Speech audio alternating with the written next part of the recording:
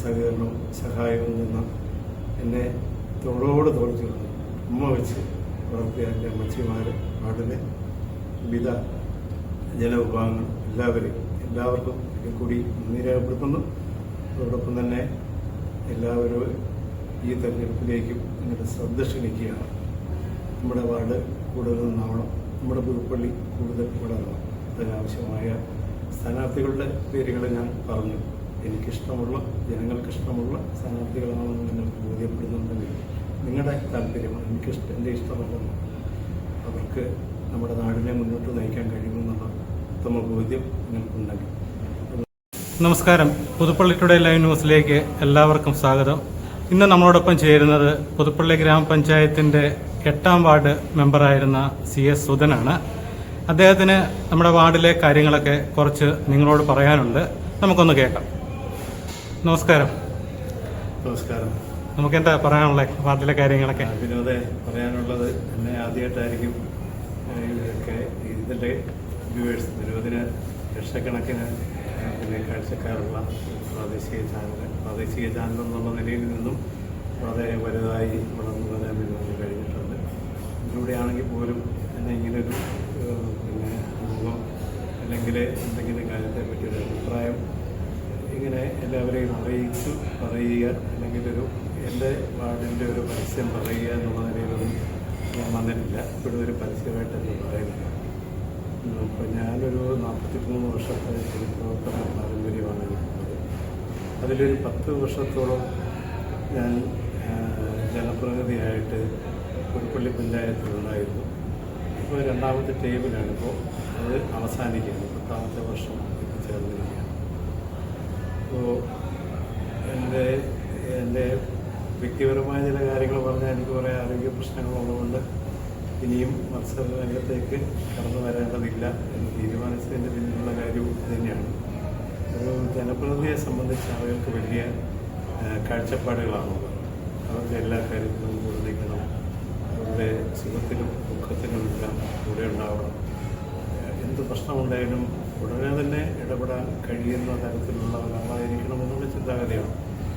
അപ്പോൾ അക്കാര്യത്തിൽ ഏകദേശം 100% തന്നെ ഈ 10 വർഷവും അങ്ങനെ തന്നെ നിൽക്കാൻ കഴിഞ്ഞിട്ടുണ്ട് എന്നുള്ള വിശ്വാസമാണ് എനിക്കുള്ളത്. എൻ്റെ ആരോഗ്യപരമായ പ്രശ്നങ്ങൾ വളരെ വലുതായിട്ട് തന്നെ ബാധിക്കുന്നുണ്ട്. ഇനിയുള്ള കാലത്ത് അത് 100% എന്നുള്ളതിൽ നിൽക്കാൻ പറ്റിയിട്ടില്ലെങ്കിൽ അത് എന്നെ ജീവിച്ചു വരുന്ന എന്നോട് ചെയ്യുന്ന വളരെ വലിയ ഒരു തെറ്റായിട്ട് എനിക്ക് തോന്നി.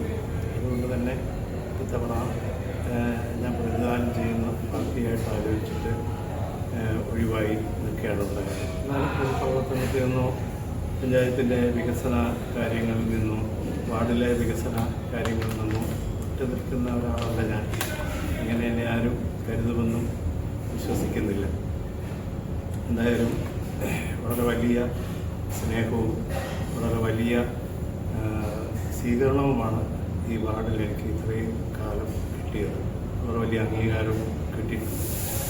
അത് അവർ ഉദ്ദേശിച്ച തരത്തിലേക്ക് നിൽക്കാൻ പറ്റിയിട്ടുണ്ട് എന്നുള്ള തരത്തിലാണെന്ന് ഞാൻ വീണ്ടും വിശ്വസിക്കുകയാണ്. വലിയ നേരത്തെ പറഞ്ഞ പോലെ തന്നെ വളരെ വലിയ രീതിയിലുള്ള എന്താ പറയുക, വളരെ വലിയ രീതിയിലുള്ള ആഗ്രഹങ്ങളാണ് നമ്മുടെ ഈ പ്രാദേശിക സർക്കാരുകളെ പറ്റി ആളുകൾക്കുള്ളത്. അപ്പോൾ ശരിക്കും അതിന് അത്രയ്ക്കുള്ള അധികാരങ്ങളുമുണ്ട് പ്രാദേശിക സർക്കാരുകൾ. അതനുസരിച്ചുള്ള പ്രവർത്തനമാണ് പഞ്ചായത്തുകൾ, ത്രിതല പഞ്ചായത്തുകൾ സംഘടിപ്പിച്ചുകൊണ്ടിരിക്കുന്നത്. സർക്കാർ തരുന്ന വിവിധ പദ്ധതികളെല്ലാം നടപ്പിലാക്കുന്നത് ഇപ്പോൾ ഗ്രാമപഞ്ചായത്തുകൾ വഴിയും ബ്ലോക്ക് പഞ്ചായത്തുകൾ വഴിയും ജില്ലാ പഞ്ചായത്തുകൾ വഴിയും തന്നെയാണ്.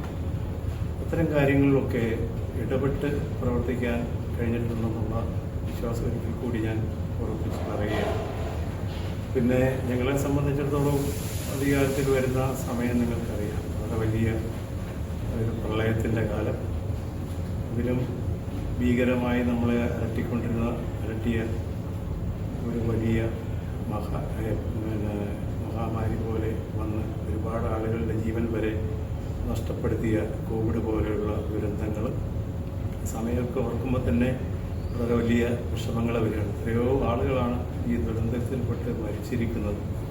എത്രയോ ആളുകളാണ് ഉറ്റവരൊക്കെ നഷ്ടപ്പെട്ടിരിക്കുന്നത്. എത്രയോ ആളുകൾക്ക് അതിൻ്റെ അന്നുണ്ടായ ആ രോഗത്തിൻ്റെ ഭാഗമായിട്ടുള്ള ശാരീരികവും മാനസികവുമായ പ്രശ്നങ്ങൾ ഇപ്പോഴും അവരെല്ലാം നേരിടുന്നുണ്ട്. അപ്പം അത്തരമൊരു കാലഘട്ടത്തിൽ യഥാർത്ഥത്തിൽ വികസന പ്രവർത്തനങ്ങളിലൊന്നും ഏർപ്പെടാൻ പറ്റാതെ ആളുകളുടെ ജീവൻ രക്ഷിക്കുക, ആളുകളോടൊപ്പം ചേർന്ന് അവരെ മാനസികമായും ശാരീരികമായും മുന്നോട്ട് കൊണ്ടുവരിക എന്നുള്ള വളരെ ശ്രമകരമായ ഒരു പണിയായിരുന്നു ജനപ്രതിനിധികളാകെ. എൻ്റെ വാർഡിൽ മാത്രമല്ല, മുഴുവൻ കേരളത്തിലെ മുഴുവൻ ജനപ്രതിനിധികൾ അതിനകത്ത് പക്ഷഭേദമില്ലാതെ എല്ലാവരും അതിനകത്ത് ഇടപെടുകയും ആ തരത്തിൽ പെരുമാറുകയും ചെയ്തു. അതിൻ്റേതായ ഒരു ഗുണം നമ്മുടെ നാട്ടിൻപുറത്തെല്ലാം ഉണ്ടായിട്ടുണ്ട്. വളരെ വലിയ രീതിയിൽ പുതുപ്പള്ളി പഞ്ചായത്തിൽ ഇതിൻ്റെ വാർ റൂമുകൾ ആരംഭിച്ചു. അതുപോലെ തന്നെ എല്ലാ വീട്ടിലും കൊണ്ട് ഭക്ഷണം കൊടുക്കാനുള്ള സംവിധാനമുണ്ടാക്കി. പ്രാദേശികമായി ഓരോ വാർഡുകൾ കേന്ദ്രീകരിച്ച് അവിടെയും ഭക്ഷണപ്പൊതികൾ തയ്യാറാക്കി 3 നേരം അല്ലെങ്കിൽ 4 നേരം പോലും കൊണ്ട് കൊടുക്കുന്ന സംവിധാനം ഉണ്ടാക്കി. പ്രതിരോധ മരുന്നുകൾ കൊടുക്കുന്ന കാര്യങ്ങളുണ്ടാക്കി. മരുന്നുകളെല്ലാ വീടുകളിലും എത്തിച്ചു കൊടുക്കുന്ന കാര്യങ്ങളുണ്ട്. ഇതെല്ലാം ക്രോഡീകരിച്ച് നടപ്പിലാക്കുവാൻ കഴിഞ്ഞു. ആശാവർക്കർമാർ, നമ്മുടെ ആരോഗ്യവകുപ്പിലെ ജീവനക്കാർ, panchayat staff, panchayat president, vice president, ബാക്കി മെമ്പർമാരെല്ലാം ഒറ്റക്കെട്ടായിട്ടാണ് ആ കാര്യത്തിലൊക്കെ നിന്നിരുന്നത്. അങ്ങനെ വളരെ വലിയ രീതിയിലുള്ള ഒരു കൂട്ടായ്മയുടെ പ്രവർത്തന കാലഘട്ടമായിരുന്നു ഈ 5 വർഷക്കാലം. അതിനുശേഷം കിട്ടുന്ന 3 വർഷക്കാലമാണ് യഥാർത്ഥത്തിൽ വികസന പ്രവർത്തനങ്ങളിൽ ഏർപ്പെട്ട് പ്രവർത്തിക്കാനുള്ള സാഹചര്യമുണ്ടായത്. അപ്പോൾ അതിൻ്റെ പ്രധാനപ്പെട്ട വികസന ഉന്മുഖമായ പ്രവർത്തനങ്ങളിൽ ഏർപ്പെട്ടതൊക്കെ നിങ്ങൾക്കറിയാമായിരിക്കും. പഞ്ചായത്താകെ അതെല്ലാ വാർഡിലും പ്രയോജനം ചെയ്യുന്ന തരത്തിലൊക്കെ ഉള്ളത് നടന്നതിന് പുറമേ തന്നെ നമ്മുടെ പഞ്ചായത്തിന് ഏറ്റവും വളരെ കൂടുതലായി അലട്ടിക്കൊണ്ടിരുന്ന പ്രശ്നങ്ങളിൽ ശാശ്വതമായ പരിഹാരങ്ങൾ ഉണ്ടാക്കാൻ കഴിഞ്ഞു എന്നുള്ളതാണ്. ഞാനതിപ്പോൾ കുറേ ദിവസങ്ങളായിട്ട് നിങ്ങളത് ഈ ചാനലിൽ തന്നെ കേട്ടുകൊണ്ടിരിക്കുന്നതാണ്, മനസ്സിലാക്കിക്കൊണ്ടിരിക്കുന്നതാണ്. നമ്മുടെ പുതുപ്പള്ളി കവലയിലെ ട്രാഫിക് പരിഷ്കാരം, അതുപോലെ തന്നെ കമ്മ്യൂണിറ്റി ഹാളിൻ്റെ നവീകരണവും അതിൻ്റെ വിപുലീകരണവും അത് ഉപയോഗയോഗ്യമാക്കാൻ പറ്റിക്കഴിഞ്ഞിട്ടുള്ള കാര്യങ്ങൾ, വിവിധ റോഡുകൾ ബൈപ്പാസുകളാക്കി മാറ്റാൻ കഴിഞ്ഞത്, അങ്ങനെയുള്ള വികസന പ്രവർത്തനങ്ങൾ നടക്കുന്നതോടൊപ്പം തന്നെ വാർഡുകളിൽ എല്ലാ വാർഡുകളിലും നല്ല പച്ചക്കറി കൃഷിയും അതുപോലെ തന്നെ കർഷകരെ സഹായിക്കുന്ന തരത്തിലുള്ള വിവിധങ്ങളായ പ്രോജക്റ്റുകളും ഏറ്റെടുത്ത് വിജയകരമായി നടപ്പിലാക്കാൻ പറ്റിയിട്ടുണ്ടെന്നുള്ളതാണ് വളരെ വലിയ ആശ്വാസകരമായ കാര്യം ഇത്തരക്കാരെ സംബന്ധിച്ചും കൃഷിക്കാരെ സംബന്ധിച്ചും. അതുപോലെ തന്നെ നമ്മുടെ തൊഴിലുറപ്പ് സേന 18 വാർഡിലും ഈ തൊഴിലുറപ്പ് സേനയുടെ പ്രവർത്തനം വളരെ ശ്ലാഘനീയമായിരുന്നു. അവർ ഇപ്പോൾ അവസാനമായപ്പോഴത്തേക്ക് ചില പണികളൊക്കെ ചെയ്യാൻ പാടില്ലാത്ത തരത്തിലുള്ള നിഷ്കർഷയൊക്കെ കേന്ദ്ര ഗവൺമെൻറ്റിൻ്റെ ഭാഗത്തുനിന്ന് വന്നിട്ടുണ്ട്. അത് അവർക്ക് വളരെ ബുദ്ധിമുട്ടുണ്ടാക്കും. നമ്മൾ 150 തൊഴിൽ ദിനം എന്നുള്ള നിലയിൽ അഭ്യർത്ഥിച്ചിട്ടും അത് കൊണ്ടുതരാനോ അത് ചെയ്തു തരാൻ ആവശ്യമായ നടപടിക്രമങ്ങളൊന്നും ഈ കേന്ദ്ര ഗവൺമെൻറ്റിൻ്റെ ഭാഗത്തുനിന്ന് ഉണ്ടാകുന്നില്ല. വളരെ താഴേക്കിടയിലുള്ള ആളുകളാണ് തൊഴിലുറപ്പുമായിട്ട് ബന്ധപ്പെട്ട് നിൽക്കുന്നത്. ഏതോ ഒരു ചാനലിലാണോ ഇങ്ങനെ പറയുന്നത് കേട്ടു, ഒരു UDF-ൻ്റെ നേതാവാണ്, ഞാൻ അദ്ദേഹത്തെ കുറ്റം പറയുകയില്ല, തൊഴിലുറപ്പ് സംവിധാനമാകെ താറുമാറാക്കിയത്. തൊഴിലുറപ്പ് സംവിധാനം എവിടെ താറുമാറാക്കാനാണ്? തൊഴിലുറപ്പ് സംവിധാനം വളരെ ഊർജിതമായി കിട്ടുന്ന ഫണ്ട് അനുസരിച്ച് കൃത്യമായി ചെയ്തുകൊണ്ട് പോവുകയാണ്. ഇതിനകത്ത് അലംഭാവം വരുത്തിയ ഒരു സ്റ്റാഫിനെ കണ്ടെത്തുകയും ആ സ്റ്റാഫിനെ നടപടിയെടുത്ത് പുറത്തു കളയാനും പുതിയ ആളുകളെ വെക്കാനും ഈ പഞ്ചായത്തിന് കഴിഞ്ഞിട്ടുണ്ട്. അതുപോലെ തന്നെ ഈ തൊഴിലുറപ്പിൻ്റെ വലിയൊരു മഹത്വം എന്ന് പറയുന്നത് ഇവർക്ക് കിട്ടുന്ന പൈസ പഞ്ചായത്തിൽ വന്നിട്ട് പഞ്ചായത്ത് വീതം വെച്ച് കൊടുക്കുകയല്ല, ഒരു വാർഡിൽ ഇവർക്ക് നേരിട്ട് കൊടുക്കുകയില്ല. കേന്ദ്ര ഗവൺമെൻറ്റിൻ്റെ ഫണ്ട് വരുന്നത് യഥാർത്ഥത്തിൽ അവരുടെ അക്കൗണ്ടിലേക്കാണ് പോകുന്നത്. സംസ്ഥാനത്തിൻ്റെ വീതം അവരുടെ അക്കൗണ്ടുകളിലേക്ക് നേരിട്ട് പോകുന്ന ഒരു രീതിയാണ്. അവരുടെ കൈകളിലേക്കാണ് ചെയ്യുന്നത്, അവരുടെ ബാങ്കുകളിലേക്കാണ് ചെല്ലുന്നത്. എന്നിട്ടോ ഇവർ ഈ പണം പുറത്തേക്ക് പോകാതെ ഇവരിവിടെ വിനിയോഗം ചെയ്യണം. നമ്മുടെ നാട്ടിൻപുറത്ത് തന്നെ ഈ പണം വിനിയോഗം ചെയ്യുന്നതിലൂടെ നമ്മുടെ നാട്ടിൻപുറത്ത് ചെറുകിട കച്ചവടക്കാർക്ക് അതിൻ്റെ ഗുണമുണ്ടാകുന്നു. അതുപോലെ തന്നെ ആ കുടുംബത്തിലെ കുട്ടികൾക്ക് പഠിക്കാനാവശ്യമായ സൗകര്യം, ചെറിയ പൈസകൾ വേണമെങ്കിൽ അതിനാവശ്യമായ സഹായങ്ങൾ കിട്ടുന്നു. അതെല്ലാം ഈ പ്രായമായ സ്ത്രീകളാണ്. നിങ്ങൾ തൊഴിലുറപ്പ് കേന്ദ്രത്തിലും പോയി നോക്കിക്കഴിഞ്ഞാൽ അറിയാം, എത്രയോ പാവപ്പെട്ട അമ്മമാർ, എഴുന്നേറ്റ് നിൽക്കാൻ പാടില്ലാത്ത അമ്മമാർ വരെ തൊഴിലുറപ്പുമായി ബന്ധപ്പെട്ട് പ്രവർത്തിക്കുകയാണ്. അപ്പോൾ അപ്പോൾ അവർക്ക് കിട്ടുന്ന ആ തുക അതെങ്ങനെ വിനിയോഗം ചെയ്യണമെന്ന് പഠിച്ചതിന് ശേഷമാണ് അവർ ചെയ്യുന്നത്. ബാങ്കിൽ നിക്ഷേപിക്കുകയല്ല അവർ. അതുകൊണ്ട് അവർക്ക് ഈ നാട്ടിൻപുറത്ത് അത് വിനിയോഗം ചെയ്ത് നാടിനും പ്രയോജനപ്പെടും, വീടിനും പ്രയോജനപ്പെടുന്ന തരത്തിലുള്ള രീതിയിലുള്ള കാര്യങ്ങളാണ് അവിടെ നടന്നുകൊണ്ടിരിക്കുന്നത്. അത് വളരെ കൃത്യമായി മുന്നോട്ട് കൊണ്ടുപോകാൻ, ആ തൊഴിലുറപ്പ് സംവിധാനത്തെ മുന്നോട്ട് കൊണ്ടുപോകാൻ നമ്മുടെ പഞ്ചായത്തിൻ്റെ ഭരണസമിതിക്ക് കഴിഞ്ഞിട്ടുണ്ടെന്നുള്ളത് തന്നെയാണ് വിശ്വാസം. പഞ്ചായത്ത് ഭരണസമിതിയിലുള്ള ഉണ്ടായിരുന്ന 18 പേരിൽ ഒരാൾ പോലും അതിനെതിരായ ഒരു അഭിപ്രായം ഇതുവരെ പറഞ്ഞിട്ടില്ല. ഇനി അവർക്കാർക്കും പറയാനും പറ്റുകയില്ല. അപ്പോൾ അവരെല്ലാം ഇതുമായി നേരിട്ട് 5 വർഷമായി ബന്ധപ്പെട്ട് നിന്നുകൊണ്ടിരിക്കുന്നവരും ഇതിനെപ്പറ്റി കൂടുതൽ അറിയാവുന്നവരും. അപ്പോൾ അത്തരത്തിൽ നമ്മുടെ രൂപയുടെ വിനിമയം അല്ലെങ്കിൽ വിനിയോഗം എങ്ങനെ നടത്തണമെന്ന് സാധാരണക്കാരിലേക്ക് കൊണ്ടുവരാൻ പറ്റാൻ കഴിയുന്ന തരത്തിലുള്ള പ്രവർത്തനങ്ങൾ യഥാർത്ഥത്തിൽ സംഘടിപ്പിക്കാൻ നമ്മുടെ ഭരണസമിതിക്ക് കഴിഞ്ഞിട്ടുണ്ട്. വളരെ വലിയ വികസനോന്മുഖമായ ഒരു കാഴ്ചപ്പാടിൻ്റെ ഭാഗമായിട്ടാണ് പുതുപ്പള്ളി പഞ്ചായത്ത് അക്കാര്യത്തിൽ വളരെ മുൻപന്തിയിൽ തന്നെയാണ് നിൽക്കുന്നത്. പിന്നെ കുടുംബശ്രീ ശാക്തീകരണം, കുടുംബശ്രീ സംവിധാനം എന്ന് പറയുന്നത് എത്രയോ യൂണിറ്റുകൾ ആണ് പുതുപ്പള്ളി, എൻ്റെ വാർഡിൽ തന്നെ 18 യൂണിറ്റ്, അങ്ങനെ എത്രയോ 400ഓളം യൂണിറ്റുകൾ പ്രവർത്തിക്കുന്ന അയൽക്കൂട്ടങ്ങൾ. ആ അയൽക്കൂട്ടങ്ങളുടെ നേതൃത്വത്തിൽ അവരുടെ യഥാർത്ഥത്തിലുള്ള പ്രശ്നങ്ങൾ പരിഹരിച്ചു പോകാൻ, കുടുംബത്തിലെ ചെറിയ ചെറിയ ആവശ്യങ്ങൾ പരിഹരിച്ചു പോകാൻ പറ്റുന്ന തരത്തിൽ ശരിക്കും അവർ സംരംഭങ്ങൾ ആരംഭിക്കാൻ തുടങ്ങിയിരിക്കുന്നു.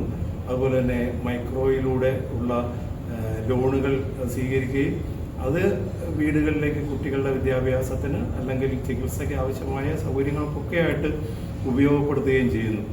അപ്പോൾ അങ്ങനെ വളരെ വലിയ ഒരു രീതിയിലേക്ക് കുടുംബശ്രീ സംവിധാനം വളരാൻ പറ്റും. അപ്പോൾ അയൽവാസികൾക്കുണ്ടാകുന്ന പ്രശ്നങ്ങളിൽ പോലും ഇടപെടാൻ പറ്റുന്ന സ്ത്രീകളുടെ അവരെ ചോദ്യം ചെയ്യുന്ന തരത്തിലുള്ള ഏതെങ്കിലും പ്രവർത്തനങ്ങൾ എവിടെ നിന്നെങ്കിലും ഉണ്ടായിക്കഴിഞ്ഞാൽ അതിനെയെല്ലാം നേരിടുവാനും തയ്യാറാകുന്ന തരത്തിലേക്കുള്ള മാനസികാവസ്ഥയിലേക്ക് ഇവരെല്ലാം കൊണ്ടുവരുവാൻ കുടുംബശ്രീ സംവിധാനത്തിന് കഴിഞ്ഞിട്ടുണ്ട്. അവർ വളരെ മികച്ച തരത്തിലുള്ള പ്രവർത്തനമാണ് CDSന്റെ നേതൃത്വത്തിൽ, അതുപോലെ തന്നെ ADSന്റെ നേതൃത്വത്തിൽ ഒക്കെ എല്ലാ വാർഡുകളിലും നടന്നുകൊണ്ടത്. എല്ലാ ഞായറാഴ്ചകളിലും ഒരു യോഗങ്ങളിൽ ചേരുന്നു, അതിൻ്റെ കണക്കുകൾ വിശദമായി പരിശോധിക്കുന്നു, സഹായിക്കാൻ ഇനി ആരെയൊക്കെ സഹായം ആവശ്യമുള്ളത് ആരൊക്കെയാണ്. അപ്പോൾ അത്തരം കാര്യങ്ങളൊക്കെ ഇടപെട്ട് അവർ കൃത്യമായി അത് മുന്നോട്ട് കൊണ്ടുപോകാൻ കഴിയുന്ന തരത്തിലേക്ക് കുടുംബശ്രീയും പഞ്ചായത്ത് ഭരണസമിതിയും ഒരുമിച്ച് നിന്നുള്ള പ്രവർത്തനമാണ് സംഘടിപ്പിക്കപ്പെട്ടിട്ടുള്ളത്. ഞാൻ പറഞ്ഞു വന്നത് ഇതിലൊന്നും ഒരു അഭിപ്രായ വ്യത്യാസവും ഒരു കമ്മിറ്റിയിലോ പുറത്തോ ഭരണസമിതിയിലുള്ള ഒരാളും ഇതുവരെ പറഞ്ഞിട്ടില്ല. അത്രയ്ക്ക് ശ്രേഷ്ഠമായ പ്രവർത്തനങ്ങളുടെ ഭാഗമാണ് പുതുപ്പള്ളിയിലെ കുടുംബശ്രീ സംവിധാനം.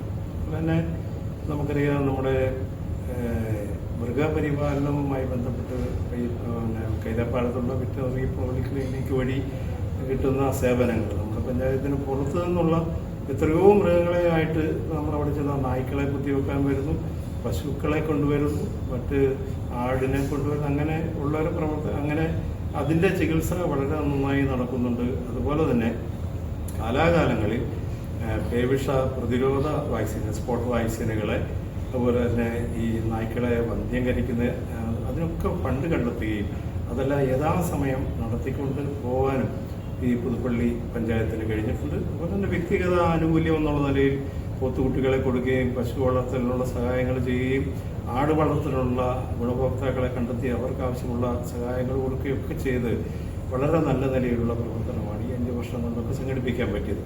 അതിൻ്റെയൊക്കെ ഭാഗമാകാൻ എൻ്റെ വാർഡിനും പറ്റിയിട്ടുണ്ട്. വ്യക്തിഗത ആനുകൂല്യങ്ങൾ വളരെ നല്ല രീതിയിൽ വാർഡിലെ ആളുകൾക്ക് പ്രയോജനപ്പെടുന്ന വിധത്തിൽ വാങ്ങിക്കൊടുക്കുവാൻ എനിക്ക് കഴിഞ്ഞിട്ടുണ്ട്.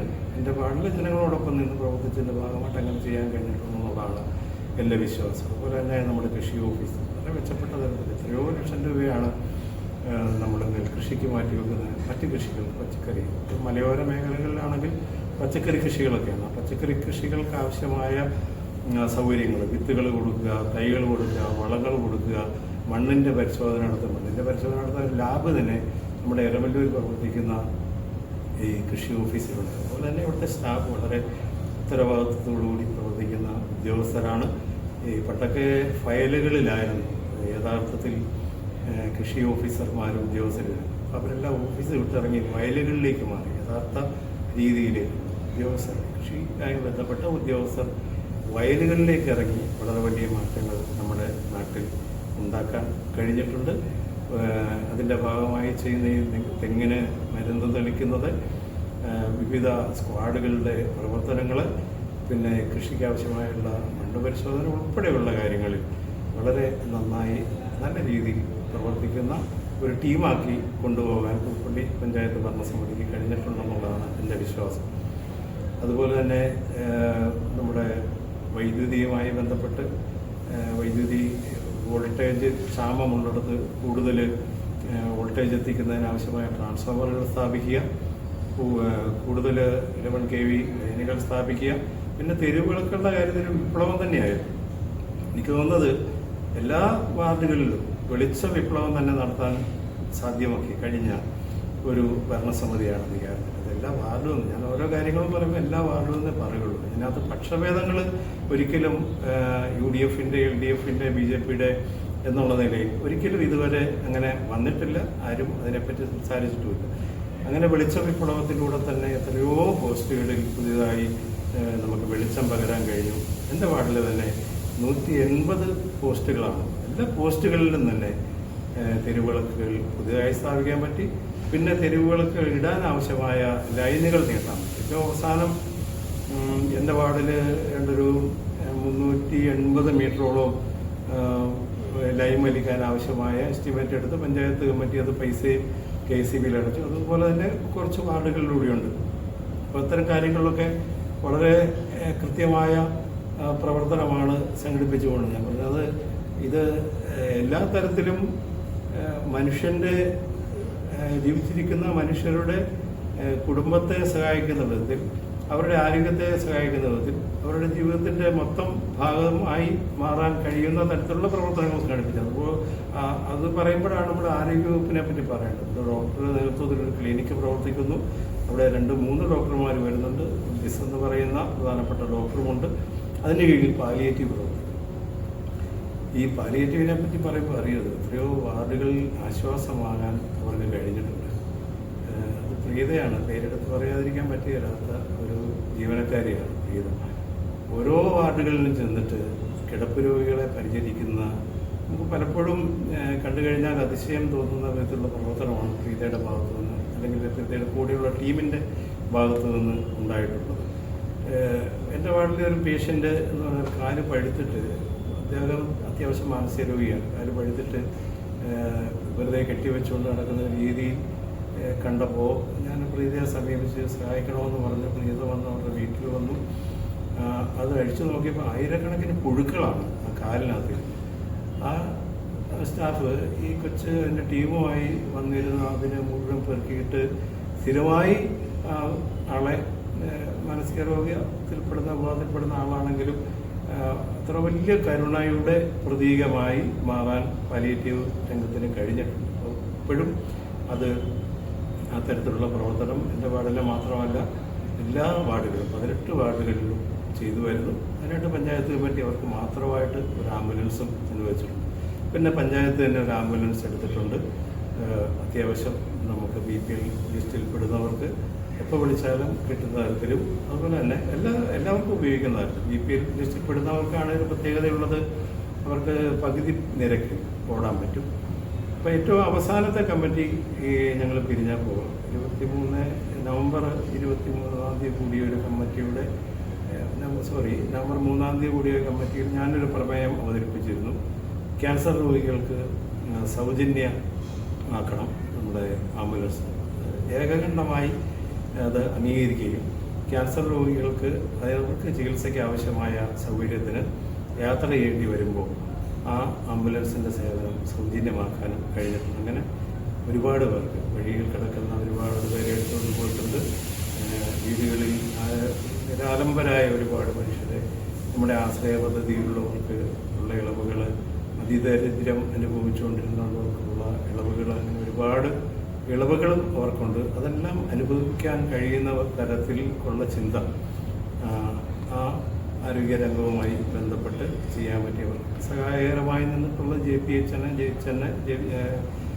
JHIA, അതുപോലെ തന്നെ HIA, പിന്നെ ആശാവർക്കർമാർ, ഇവരെല്ലാം വളരെ വലിയ രീതിയിലുള്ള സഹായങ്ങളാണ് ഇതുമായി ബന്ധപ്പെട്ട് ചെയ്തുകൊണ്ടിരിക്കുന്നത്.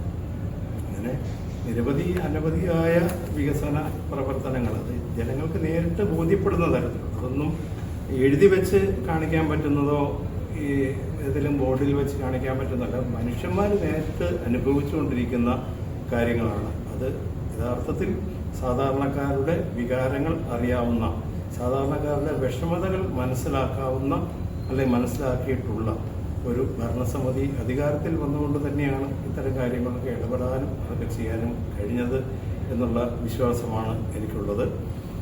പിന്നെ നമ്മുടെ അംഗനവാടികളെ സംബന്ധിച്ചറിയാം, 2 പുതിയ അംഗനവാടികൾ നമുക്ക് സ്ഥാപിക്കാൻ കഴിഞ്ഞു. എൻ്റെ വാർഡിലെ അംഗനവാടിയെ പറ്റി പറയാതിരിക്കാൻ പറ്റിയില്ലേ കൂടെ. അത് 10ാം വാർഡിൽ 2 അംഗനവാടിയുള്ളതൊന്ന് 78 നമ്പർ ഇഞ്ചക്കാട്ട് പോകുന്ന അംഗനവാടിയാണ്. അംഗനവാടി കണ്ടിട്ട് ഒരു അതിശയിച്ച് ചോദിച്ചിട്ടുണ്ട്, ഇതായാലും അംഗനവാടി തന്നെയാണോ? സ്മാർട്ട് അംഗനവാടിയാണ്. അവിടെ 100 പേർക്ക് ഇരിക്കാവുന്ന ഒരു ഹാളും അംഗനവാടിയോട് ചേർന്ന് മുകളിലായിട്ട് സജ്ജമാക്കാൻ പഞ്ചായത്ത് ഫണ്ട് ഉപയോഗിച്ച് തന്നെ നമുക്ക് കഴിഞ്ഞിട്ടുണ്ട്. അതിനകത്ത് 100 കസേരയിട്ട് വളരെ വലിയ മീറ്റിങ്ങുകൾ നടത്താം. പിന്നെ ഞങ്ങൾ അതിൻ്റെ വെൽഫെയർ കമ്മിറ്റിയായിട്ട് ആലോചിച്ച് ICDSുമായിട്ട് ആലോചിച്ചിട്ട് ആ ചുറ്റുപാട് നടക്കുന്ന ചെറിയ വിവാഹ വിരുന്നുകൾ, പിന്നെ എന്തെങ്കിലും അതുപോലുള്ള ചടങ്ങുകൾ, ഈ പാവങ്ങൾക്ക് ആവശ്യമായ ചടങ്ങുകൾ വന്നു കഴിഞ്ഞാൽ അവർക്കും അത് ഉപയോഗിക്കാൻ തരത്തിലുള്ള അംഗനവാടിയാക്കിയതിനെ മാറ്റിയിരിക്കുകയാണ്. മുഴുവൻ അതിൻ്റെ പിന്നെ ഇപ്പോഴും ഇനിയും അടുത്ത വരുന്ന ഒരു പുനരുദ്ധാരണ പ്രവർത്തനങ്ങളുടെ ഭാഗമായിട്ടും അതിനാവശ്യമായ ഫണ്ട് കൂടെ ചേർത്ത് വെച്ചിട്ടാണ് ഞങ്ങളൊക്കെ പിരിയുന്നത്. അപ്പം വളരെ വലിയ രീതിയിലുള്ള വികസനം അംഗനവാടിയിൽ നടക്കുമ്പോൾ അതിനോടൊപ്പം പറയേണ്ടത് ഒരു ക്രഷ് കൂടെ അവിടെ പ്രവർത്തിക്കുന്നുണ്ട്. ക്രഷിനെ പറ്റി നിങ്ങൾക്കറിയാം, ചുറ്റുപാടുള്ള അല്ലെങ്കിൽ കേരളത്തിൽ എവിടെയുള്ളതാണേലും ഈ കുട്ടികളെ വീട്ടിലിരുത്തിയിട്ട് ജോലിക്ക് പോകാൻ പറ്റാത്ത മാതാപിതാക്കളുള്ള വീട്ടുകാർ, അല്ലെങ്കിൽ എന്തെങ്കിലും കൂലിപ്പണിക്ക് പോകുന്നവർക്ക് പോലും ഈ സ്ഥാപനത്തിൽ രാവിലെ 7 പ്രവർത്തനമായിരിക്കും, ലഭിക്കും വൈകിട്ട് 8 മണി വരെ, 7 മണി വരെ അത് പ്രവർത്തിക്കും. അവിടെ ആക്കി കഴിഞ്ഞാൽ അവരെ പരിചരിക്കാൻ 2 ആയമാരുണ്ട്, 2 സ്റ്റാഫുണ്ട്. അവരുടെ കീഴിൽ വളരെ നല്ല രീതിയിലുള്ള പരിചരണമാണ് ആ കുട്ടികൾക്കൊക്കെ അവിടെ കിട്ടിക്കൊണ്ടിരിക്കുന്നത്. പിന്നെ അവർക്ക് ആവശ്യമായ ഭക്ഷണ സാധനങ്ങൾ, പിന്നെ അംഗനവാടിയുടെ പ്രയോജനങ്ങൾ എല്ലാവർക്കും അറിയാവുന്നതായിരിക്കും. അംഗനവാടിയുടെ പ്രയോജനങ്ങളിൽ വരുന്നതാണല്ലോ നമ്മുടെ കൗമാരപ്രായക്കാരായ സ്ത്രീകൾക്കുള്ള ക്ലാസ്സുകൾ, വിവിധ ക്ലാസ്സുകൾ, അതുപോലെ തന്നെ ഗർഭിണികളായ സ്ത്രീകളെ, മുലയൂട്ടത്തമ്മമാർ, പിന്നെ 3.5 വയസ്സ് മുതലുള്ള കൊച്ചു കുട്ടികൾക്ക് ആവശ്യമായ പോഷകാഹാരങ്ങളെ, പൂരക പോഷകാഹാരങ്ങളൊക്കെ നൽകി വരുന്ന രീതിയിൽ വളരെ മികച്ച രീതിയിൽ പ്രവർത്തിക്കുന്ന 78 നമ്പർ, അതുപോലെ തന്നെ 94 നമ്പർ ചെറുശ്ശേരിക്കാരയിലെ അത് ഇതുപോലെ തന്നെയാണ്. അതിൻ്റെ മുകളിൽ ഒരു ഹാളാക്കി മാറ്റാൻ പറ്റി. 2 അംഗനവാടികൾക്കും 5 സെന്റ് സ്ഥലം വെച്ച് ആണുള്ളത്. ആദ്യത്തെ അംഗനവാടി നമ്മൾ സ്ഥലം വാങ്ങിയത് നിങ്ങൾക്കറിയാമായിരിക്കും. ക്ലാസ്മേറ്റ് സിനിമയുടെ പ്രകാശ് ചേട്ടൻ എന്ന് പറയുന്ന പ്രൊഡ്യൂസറാണ് എന്നത് വാങ്ങാനുള്ള ഒരു തുക തന്നത്. തികയാവുന്ന തുക പഞ്ചായത്ത് കൂടെ ഇട്ട് 5 സെന്റ് സ്ഥലം വാങ്ങിയാണ് അവിടെ കെട്ടിടം പണിതത്. അതുപോലെ തന്നെ 94 നമ്പർ അംഗനവാടിയും 5 സെന്റ് സ്ഥലം നമുക്ക് വാങ്ങിച്ച് സ്മാർട്ട് അംഗനവാടി പണിയാൻ കഴിഞ്ഞു. അതിൻ്റെ മുകളിൽ ഇതുപോലെ തന്നെ ഹാളാക്കാൻ കഴിഞ്ഞു. ആ ഹാളിൽ ഇപ്പോൾ യോഗ പരിശീലനം ഉൾപ്പെടെയുള്ള കാര്യങ്ങൾ നടന്നു വരും. ഭവാനിയമ്മ എന്ന് പറയുന്ന അട്ടപ്പാടി തന്നെയുള്ള ഇൻസ്ട്രക്ടറാണ്, വയോജനങ്ങളെ പഠിപ്പിക്കുന്ന ഇൻസ്ട്രക്ടറാണ്. കാലാകാലങ്ങളിൽ അവിടെ വന്ന് ക്ലാസ് എടുത്തുകൊണ്ടിരിക്കുന്ന ബ്ലോക്ക് പഞ്ചായത്തിൻ്റെ സ്റ്റാഫായിട്ട് ബഹുമാനപ്പെട്ട ചേച്ചി ഇപ്പോൾ പ്രവർത്തിക്കുന്നു. അപ്പോൾ അതുപോലെ തന്നെ അംഗനവാടിയുടെ കൂടുതൽ സേവനങ്ങളും അംഗനവാടി വഴിയും കൊടുക്കാൻ പറ്റുന്നു. വളരെ നല്ല രീതിയിൽ പ്രവർത്തിക്കുന്ന വെൽഫെയർ കമ്മിറ്റി 2 അംഗനവാടികളിലുമുണ്ട്. നാടിൻ്റെ വലിയൊരു സൗന്ദര്യമായിട്ടും നാടിൻ്റെ വലിയൊരു വികസന സാധ്യതയായിട്ട് ഇത് മാറും. അതായത് വികസന സാധ്യത എന്ന് പറഞ്ഞതിനകത്ത് ഒരു കാര്യമുള്ളത്, ഇനി ഭാവിയിൽ വരുന്ന തെരഞ്ഞെടുപ്പുകളൊരു ബൂത്തായി പോലും മാറാൻ സാധ്യതയുള്ള അംഗനവാടി എന്നുള്ള നിലയിൽ ഈ അംഗനവാടികൾ വളർന്നു വന്നിരിക്കുന്നു. അംഗനവാടിയോട് ചേർന്ന് പുതിയ അംഗനവാടി വന്നുകൊണ്ട് പുതിയൊരു വഴി അവിടെ ഉണ്ടായി. ആ വഴി കോൺക്രീറ്റ് ചെയ്യാനുള്ള ഫണ്ട് വെച്ചു. കോൺക്രീറ്റിന് ടെൻഡർ എടുത്തിട്ടുണ്ട്. തെരഞ്ഞെടുപ്പ് ആയതുകൊണ്ട് തെരഞ്ഞെടുപ്പ് കഴിഞ്ഞിട്ട് പണിയാൻ പറ്റുള്ളൂ. അപ്പോൾ അങ്ങനെയുള്ള നല്ല രീതിയിലുള്ള വികസന പ്രവർത്തനങ്ങൾ നമുക്ക് സംഘടിപ്പിക്കാൻ കഴിഞ്ഞിട്ടുണ്ട്. വാർഡിൽ പൊതുവെ ഉള്ള പ്രവർത്തനത്തിൻ്റെ ഭാഗമായി തന്നെ നിന്നുകൊണ്ട് തന്നെ ഏറ്റവും വലിയ വിഷമതകൾ അനുഭവിച്ചുകൊണ്ടിരുന്നത് കുടിവെള്ളത്തിൻ്റെ കാര്യത്തിലാണ്. ജലജീവന്റെ ഒരു പദ്ധതി വരുന്നുണ്ട്. ജലജീവന്റെ പദ്ധതി വരുമ്പോൾ ഏത് ഒരു പദ്ധതി വന്നാലും നമുക്കുണ്ടാവുന്ന, അതുമായി ബന്ധപ്പെട്ട് നമുക്കുണ്ടാവുന്ന ചെറിയ വിഷമതകളുണ്ട്. അത് കുറച്ച് ആളുകളായി നമ്മുടെ നാട്ടിൽ, കേരളത്തിലെ കൂടുതൽ ആളുകൾ അനുഭവിച്ചുകൊണ്ടിരിക്കുകയാണ്. പുതുപ്പള്ളിയിലും അതുണ്ട്. ജലജീവൻ്റെ പൈപ്പിന് കുഴിച്ചിട്ട് കഴിഞ്ഞപ്പോൾ അത് 4 അടി താഴ്ചയിൽ മാത്രമേ അവർക്കത് ചെയ്യാൻ പറ്റൂ. ഇട്ട് കഴിഞ്ഞത് മൂടിക്കഴിഞ്ഞപ്പോൾ തേച്ചട്ടമാടിനെ സംബന്ധിച്ചുള്ള ഭൂപ്രകൃതിയുമായി ബന്ധപ്പെട്ട് പരിശോധിക്കുക വളരെ കുന്നും പുറങ്ങളും ഇറക്കവും കയറ്റവും ഒക്കെ ഉള്ള പ്രദേശങ്ങളാണ്. യഥാർത്ഥത്തിൽ സമതല പ്രദേശം വളരെ ചുരുക്കമായിട്ടേ ഒഴുകും. ഈ ഇട്ട പൈപ്പ് അതിൻ്റെ മുകളിൽ മണ്ണിട്ട് കൂടി എല്ലാം ഒഴുകിപ്പോവുകയാണ്. ആ വാർഡിലാണ് പുതുപ്പള്ളി പഞ്ചായത്തിലെ ഏറ്റവും കൂടുതൽ വഴികളുള്ളത്, ഏറ്റവും കൂടുതൽ നടപ്പാതയുള്ളത് 8-ാം വാർഡിൽ തന്നെയാണ്. മിക്കവാറുമൊക്കെ മുൻ മെമ്പറായിരുന്ന ഉഷാ പ്രസന്റ് അത് കോൺക്രീറ്റ് ചെയ്തിട്ടാണ് അവിടെ ഇറങ്ങിയത്. പക്ഷേ ഈ ഒരു പുതിയ പദ്ധതി വന്നപ്പോൾ നമുക്കത് ഒഴിക്കാതെ ഒരു മാർഗമില്ല. ഈ പൈപ്പ് മുകളിൽ കൂടി ഇട്ടുകൊണ്ട് പോകാൻ പറ്റുകയില്ല എന്നുള്ള കാര്യം എല്ലാവരും അംഗീകരിക്കുന്ന കാര്യം തന്നെയാണ്. പക്ഷെ അത് ചില ഫണ്ടിൻ്റെ ഒരു അപര്യാപ്തത പഞ്ചായത്തിന് വന്നതല്ല. കേന്ദ്ര സംസ്ഥാന സർക്കാരുകളുടെ ഫണ്ടുകൾ കോൺട്രാക്ടർമാർക്ക് യഥാസമയത്ത് കൊടുക്കാതെ വന്നുകൊണ്ട് അവർ പിന്നെ അത് വർക്കെടുക്കാൻ താമസം വന്നു. അങ്ങനെ കുറച്ച് ഡിലേ വന്നിട്ടുണ്ട്. അത് പറയുമ്പോൾ പറയേണ്ടത് ഒരു 9.5 കോടി രൂപ നമ്മുടെ പഞ്ചായത്തിനാകമാനം ഈ കുഴി നികത്താൻ വേണ്ടി അനുവദിച്ചിട്ടുണ്ട്. അതിനകത്ത് തന്നെ ഏറ്റവും കൂടുതൽ ഫണ്ട് 1,15,00,000 രൂപ, 9.5 കോടി രൂപയിൽ 1,15,00,000 രൂപ 8-ാം വാർഡിനാണ് നീക്കി വെച്ചിരിക്കുന്നത്. അപ്പം അത് ഇപ്പം നിലവിലുള്ള പോരായ്മകളെല്ലാം പരിഹരിച്ച് എല്ലാ വാർഡിലെയും ഈ കുഴികൾ അടച്ച് വളരെ മനോഹരവും സഞ്ചാരയോഗ്യമാക്കാനും കഴിയുമെന്നുള്ള കാര്യം ഉറപ്പാണ്. അത് ആ ഫണ്ട് അനുവദിക്കുന്ന മുറയ്ക്ക് നമുക്കത് ലഭ്യമാക്കാൻ പറ്റും. അല്ലാതെ വിദൂരമല്ലാത്ത ഭാവിയിൽ തന്നെ അത് നടക്കുമെന്നുള്ള വിശ്വാസമാണ്. പിന്നെ ആ വാർഡിനെ സംബന്ധിച്ച് വളരെ വലിയൊരു പ്രത്യേകത, കോട്ടയം ജില്ലയിലെങ്ങും ഇല്ലാത്ത ഒരു പ്രത്യേകത ഈ കുടിവെള്ളവുമായി ബന്ധപ്പെട്ട് ഞാൻ പറയും. 2 കുടിവെള്ള പദ്ധതികൾ, അതായത് സ്വാശ്രയ മേഖലയിൽ 2 കുടിവെള്ള പദ്ധതികളുള്ള ഒരു വാർഡാണ് 8-ാം വാർഡ്. ഒന്ന് ഇഞ്ചക്കാട്ടുകുന്ന് തച്ചുകുന്ന് കുടിവെള്ള പദ്ധതി, ഒന്ന് പിണ്ണാക്കുമല കുടിവെള്ള പദ്ധതി. പിണ്ണാക്കുമല കുടിവെള്ള പദ്ധതിയുടെ കുളവും നിങ്ങൾ കണ്ടിട്ടുണ്ടാവാം. നാരകത്തോട് നിന്ന് വെട്ടത്തുമല സ്കൂളിലേക്ക് പോണ വഴിക്കുള്ള മനോഹരമായി പുനർനിർമ്മിക്കാൻ നമുക്കത് കഴിഞ്ഞു. അവിടെ പുതിയ മോട്ടോർ വെച്ചു, പുതിയ പമ്പ് ഹൗസ് പണിതു, അതിന് ചുറ്റുമതിൽ പണിതു. അതുപോലെ തന്നെ സബ്മേഴ്സിബിൾ മോട്ടോർ വെച്ചതിന് ശേഷം നമുക്കത് റിമോട്ടല്ല, നമുക്ക് ഏത് സ്ഥലത്ത് നിന്ന് ഫോണിൽ ഓണാക്കാനും ഓഫാക്കാനും കഴിയുന്ന തരത്തിലുള്ള രീതിയിലേക്ക് ആ സംവിധാനം മാറി. ഇപ്പോൾ ഒരു പമ്പ് ചെയ്യുന്ന ആളുടെ ഒരു പണി, അല്ലാത്ത ദിവസം എല്ലാം ഉച്ച വരെ ഒരു പമ്പ് ചെയ്യുന്ന ഒരാൾ അവിടെ വന്ന് മെനക്കെട്ടിരിക്കുകയായിരുന്നു. ഇപ്പോൾ അവർ പ്രശ്നമില്ല, കറണ്ട് പോയാൽ അന്നേരം ഫോണിൽ അലർട്ടാവും. അങ്ങനെയുള്ള സംവിധാനം 4,00,000 രൂപ മുടക്കി ഈ കാലയളവിൽ ചെയ്യാൻ കഴിയും. അതിനോട് ചേർന്ന് തന്നെ തച്ചുകുന്ന് കുടിവെള്ള പദ്ധതിയുണ്ട്. ഇഞ്ചക്കാട്ടുകുന്ന് തച്ചുകുന്ന് കുടിവെള്ള പദ്ധതി. അതിൻ്റെ ടാങ്ക് ഇരിക്കുന്നത് 2 സ്ഥലത്താണ്. ഒന്ന് 3 ടാങ്കുകളാണ് ഒരു കുടിവെള്ള പദ്ധതിക്കുള്ളത്. ഒന്ന് 7-ാം വാർഡിൽ കൂടെ ആളുകൾ, 7-ാം വാർഡ് കോളനിയുമായി ബന്ധപ്പെട്ട പ്രദേശത്തെ ആളുകൾ കൂടെ വെള്ളം കിട്ടണമെന്നുള്ള ആഗ്രഹത്തിന് പുറത്ത് അവിടെ ഒരു ടാങ്ക് 20,000 ലിറ്ററിൻ്റെ. അതുപോലെ തന്നെ ഇഞ്ചക്കാട്ടുകുന്ന് നമ്മുടെ പബ്ലിക് ടാങ്കിൻ്റെ തൊട്ടടുത്തായിട്ട് 43,000 ലിറ്റർ വെള്ളം ശേഖരിക്കാൻ പറ്റുന്ന ഒരു ടാങ്ക്, അതിലൂടെയും പിന്നെ കോളനിയുടെ അടുത്ത പ്രദേശത്ത് 10,000-ന്റെ ഒരു ടാങ്ക്. ഈ 3 ടാങ്ക് വഴി കൊടുക്കുന്നത് 220 കുടുംബങ്ങളിലേക്കാണ്. പിണ്ണാക്കുമല ടാങ്കിൽ നിന്നുള്ള ജലം കൊടുക്കുന്നത് 78 കുടുംബങ്ങളിലാണ്.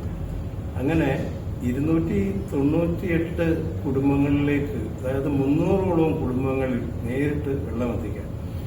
അവരുടെ അടുക്കളയുടെ ഭാഗത്ത് ഒരു ടാപ്പിട്ടിരിക്കുകയാണ്. അവിടുന്ന് പിന്നെ ടാങ്കിലേക്ക് കയറാനുള്ള ഫോഴ്സുള്ള വീടുകളിലൊക്കെ ഉള്ളവർ മുകളിൽ ടാങ്ക് വെച്ച് അതിനകത്തേക്ക് പിടിക്കുന്നുണ്ട്. വളരെ സന്തോഷമാണത്. ഓരോ വീടുകളിലെയും വളരെ ചെറുപ്പകാലത്തോട്ട് തന്നെ ഞാനിത് കണ്ട് വളരെ വിഷമമാണ്. നിങ്ങളൊക്കെ അനുഭവിക്കുന്ന വിഷമങ്ങൾ നിങ്ങളൊക്കെ കണ്ട് നിങ്ങളും വളരെ വിഷമിച്ച് കാണും. നമ്മുടെ പഞ്ചായത്തിൻ്റെ വിവിധ പ്രദേശങ്ങളിൽ വെള്ളത്തിനൊക്കെ നെട്ടോട്ടം ഓടിക്കൊണ്ടിരുന്ന ഒരു കാലഘട്ടം, കിലോമീറ്ററുകൾ തലച്ചുമടായി അലൂമിനിയം കലത്തിൽ മൺകലത്തിലുമൊക്കെ ചുമന്നുകൊണ്ട് പോകുന്ന ഒരു കാലഘട്ടം ഉണ്ടായിരുന്നു. ആ കാലഘട്ടത്തിൽ നമ്മൾ എത്രയോ മാറിപ്പോയി.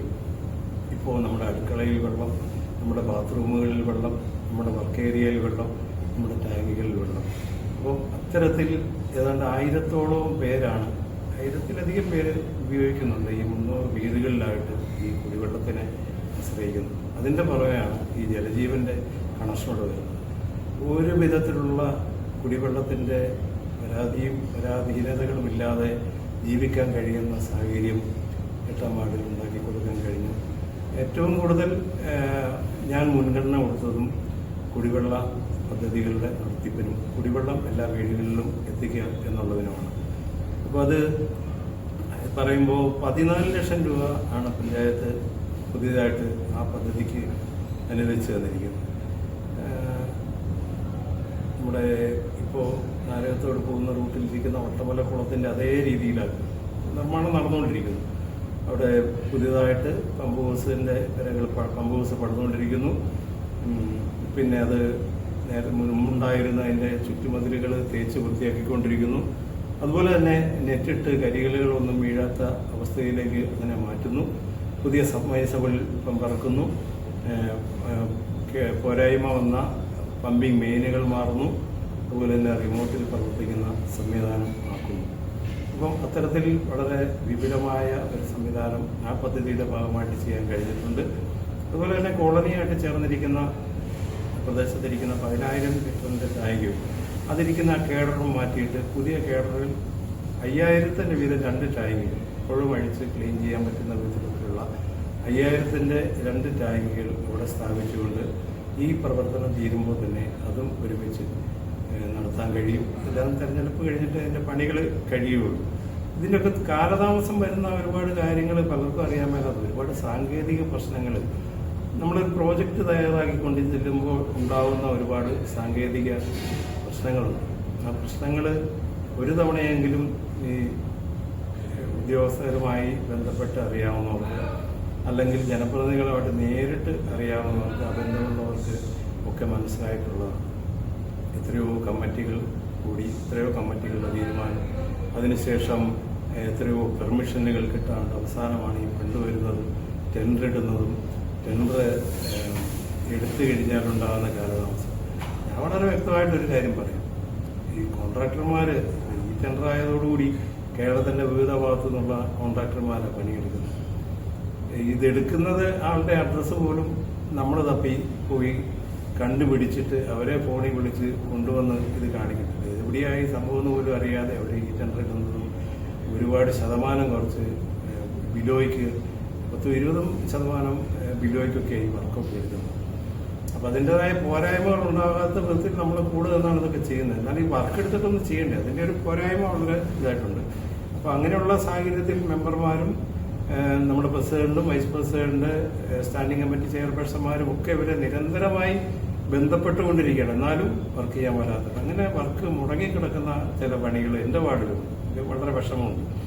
ഒരു 7,50,000 രൂപ ഇല്ലാത്ത ഫണ്ട് ഉണ്ടാക്കി ഒരു കൽക്കെട്ട് ഇടിഞ്ഞു പോയത്. ചക്കുമൂട്ടിപ്പടി നാരകത്തോട് റോഡിലാണ്. ആ റോഡിൻ്റെ സൈഡ് ഇടിഞ്ഞു പോയി ആ റോഡ് ഉപയോഗിക്കാൻ കഴിയാതെ വന്നപ്പോൾ ഒരു ഫണ്ട് പഞ്ചായത്ത് കമ്മിറ്റി ഇത് അവതരിപ്പിച്ച് വളരെ ശക്തമായി പഞ്ചായത്ത് കമ്മിറ്റിയും എനിക്ക് വളരെ വലിയ പിന്തുണ തന്ന് ഒരു 15 മെമ്പർമാരും പിന്തുണ തന്ന് ആ ഫണ്ട് എൻ്റെ വാർഡിലേക്ക് തന്നെയാക്കി മാറ്റി ടെൻഡർ ആയിട്ട് 1 വർഷം ആ പണി ചെയ്യാൻ കോൺട്രാക്ട് തയ്യാറാകുന്നിട്ട്. ഞാൻ പറയാം, ഇതിപ്പോൾ ഒരു ഉദാഹരണം പറയുന്നേ ഉള്ളൂ. ആ കോൺട്രാക്ടർ പറയുക കണക്ക് ഞാൻ അവിടെ പോയി പല പ്രാവശ്യം കാണിച്ചു. പിന്നെ അവരൊക്കെ പറയുന്ന കാര്യത്തിലും ചില കാര്യങ്ങളുണ്ട്, ചില കാരണങ്ങളിലും ചില കാര്യങ്ങളുണ്ട്. ഇത് മഴ വന്നു കഴിഞ്ഞാൽ ആ തോടിലൂടെ വെള്ളമൊഴുക്ക് നീരൊഴുക്ക് വളരെ വലുതായിട്ട് വരുന്നുണ്ട്. അങ്ങനെ വന്നു കഴിയുമ്പം അവിടെ JCB ഇറക്കി വാനം മാന്താനൊക്കെ അത് വരുന്നുണ്ട്. പക്ഷെ പറ്റുന്ന സമയത്തിലെങ്കിലും ഇത് ചെയ്യണം. അങ്ങനെ ചെയ്യാതിരിക്കുന്നവരെ സംബന്ധിച്ച് എന്ത് ചെയ്യണമെന്നുള്ള ചർച്ചകളൊക്കെ പഞ്ചായത്ത് കമ്മിറ്റി വന്നപ്പോൾ അവരെയൊക്കെ കരിമ്പട്ടികയിൽപ്പെടുത്തണമെന്ന് എൻ്റെ അഭിപ്രായം ഞാൻ വ്യക്തമായി രേഖപ്പെടുത്തിയിട്ടുണ്ട്. അപ്പോൾ അങ്ങനെയുള്ള ചില പോരായ്മകളൊക്കെ നമുക്ക് വന്നിട്ടുണ്ട്. എന്തായാലും ഉടനെ തന്നെ താമസിക്കാതെ തന്നെ അതിൻ്റെ പണിയും നമുക്ക് പൂർത്തിയാക്കാൻ പറ്റും. അതുപോലെ തന്നെ പെരുമ്പുഴ ഭാഗത്തെ ഒരു കലുങ്കുണ്ട്. പെരുമ്പുഴ തടത്തിപ്പടി റോഡിൽ ബൈ റോഡ് ഞാൻ കൂടി നേതൃത്വം കൊടുത്തുണ്ടാക്കിയ റോഡാണ്. ആ റോഡിൽ നിന്നാണ് നമ്മൾ ഇഞ്ചക്കാട്ടൂർ നിന്ന് പിന്നെ കുടിവെള്ള പദ്ധതി കുളത്തിലേക്ക് അതിനായിട്ട് മാത്രം ഒരു റോഡുണ്ടാക്കി. അത് ഞാൻ കൂടി താല്പര്യമെടുത്തുണ്ടാക്കിയ റോഡാണ്. അങ്ങനെ അങ്ങനെയുള്ള പുതിയ റോഡുണ്ടാക്കാൻ പറ്റി. പക്ഷെ ആ റോഡിൽ വളരെ വലിയത് ക്രോസ് ചെയ്ത് വലിയൊരു ഒഴുക്കുണ്ട്. ചെറിയ മഴ പെയ്താൽ തന്നെ വളരെ വലിയ ഒഴുക്കാകുകയും ആ പ്രദേശമാകെ ഒലിച്ചു പോവുകയും ചെയ്യുന്ന ഒരു സാഹചര്യം ഉണ്ടായപ്പോൾ അതിന് ആവശ്യമായ ഫണ്ട് കണ്ടെത്തിയത് തൊഴിലുറപ്പ് പദ്ധതിയിൽ നിന്ന്. ആ തൊഴിലുറപ്പ് പദ്ധതി പ്രകാരം 3,80,000 രൂപ അനുവദിച്ചു. അത് കോൺട്രാക്ടർ വർക്ക് തുടങ്ങി വെച്ചു കഴിഞ്ഞപ്പോൾ വീണ്ടും മഴ വന്നു. അതിലെ വലിയ ഒഴുക്കുകളായി. ആ ഒഴുക്കുകൾ ഉള്ളപ്പോൾ പോലും ആ വെള്ളത്തെ നിയന്ത്രിച്ച് മാറ്റിവിട്ടിട്ട് അവിടെ അതിൻ്റെ അടിവശം ഫ്ലോറിങ് കൃത്യമായി ചെയ്തു, കല്ലെടുക്കിയിട്ടുണ്ട്. ഇനി വരേണ്ടത് ഉദ്യോഗസ്ഥരുടെ ഭാഗത്തു നിന്നുള്ള കമ്പിയുടെ ഡിസൈനോട് വന്നു കഴിഞ്ഞാൽ മുകളിലേക്ക് കോൺക്രീറ്റ് ചെയ്ത് കയറുകയും മുകളിൽ സ്ലാബ് ഇടുകയൊക്കെ ചെയ്യാൻ പറ്റുന്ന സാഹചര്യമുണ്ട്.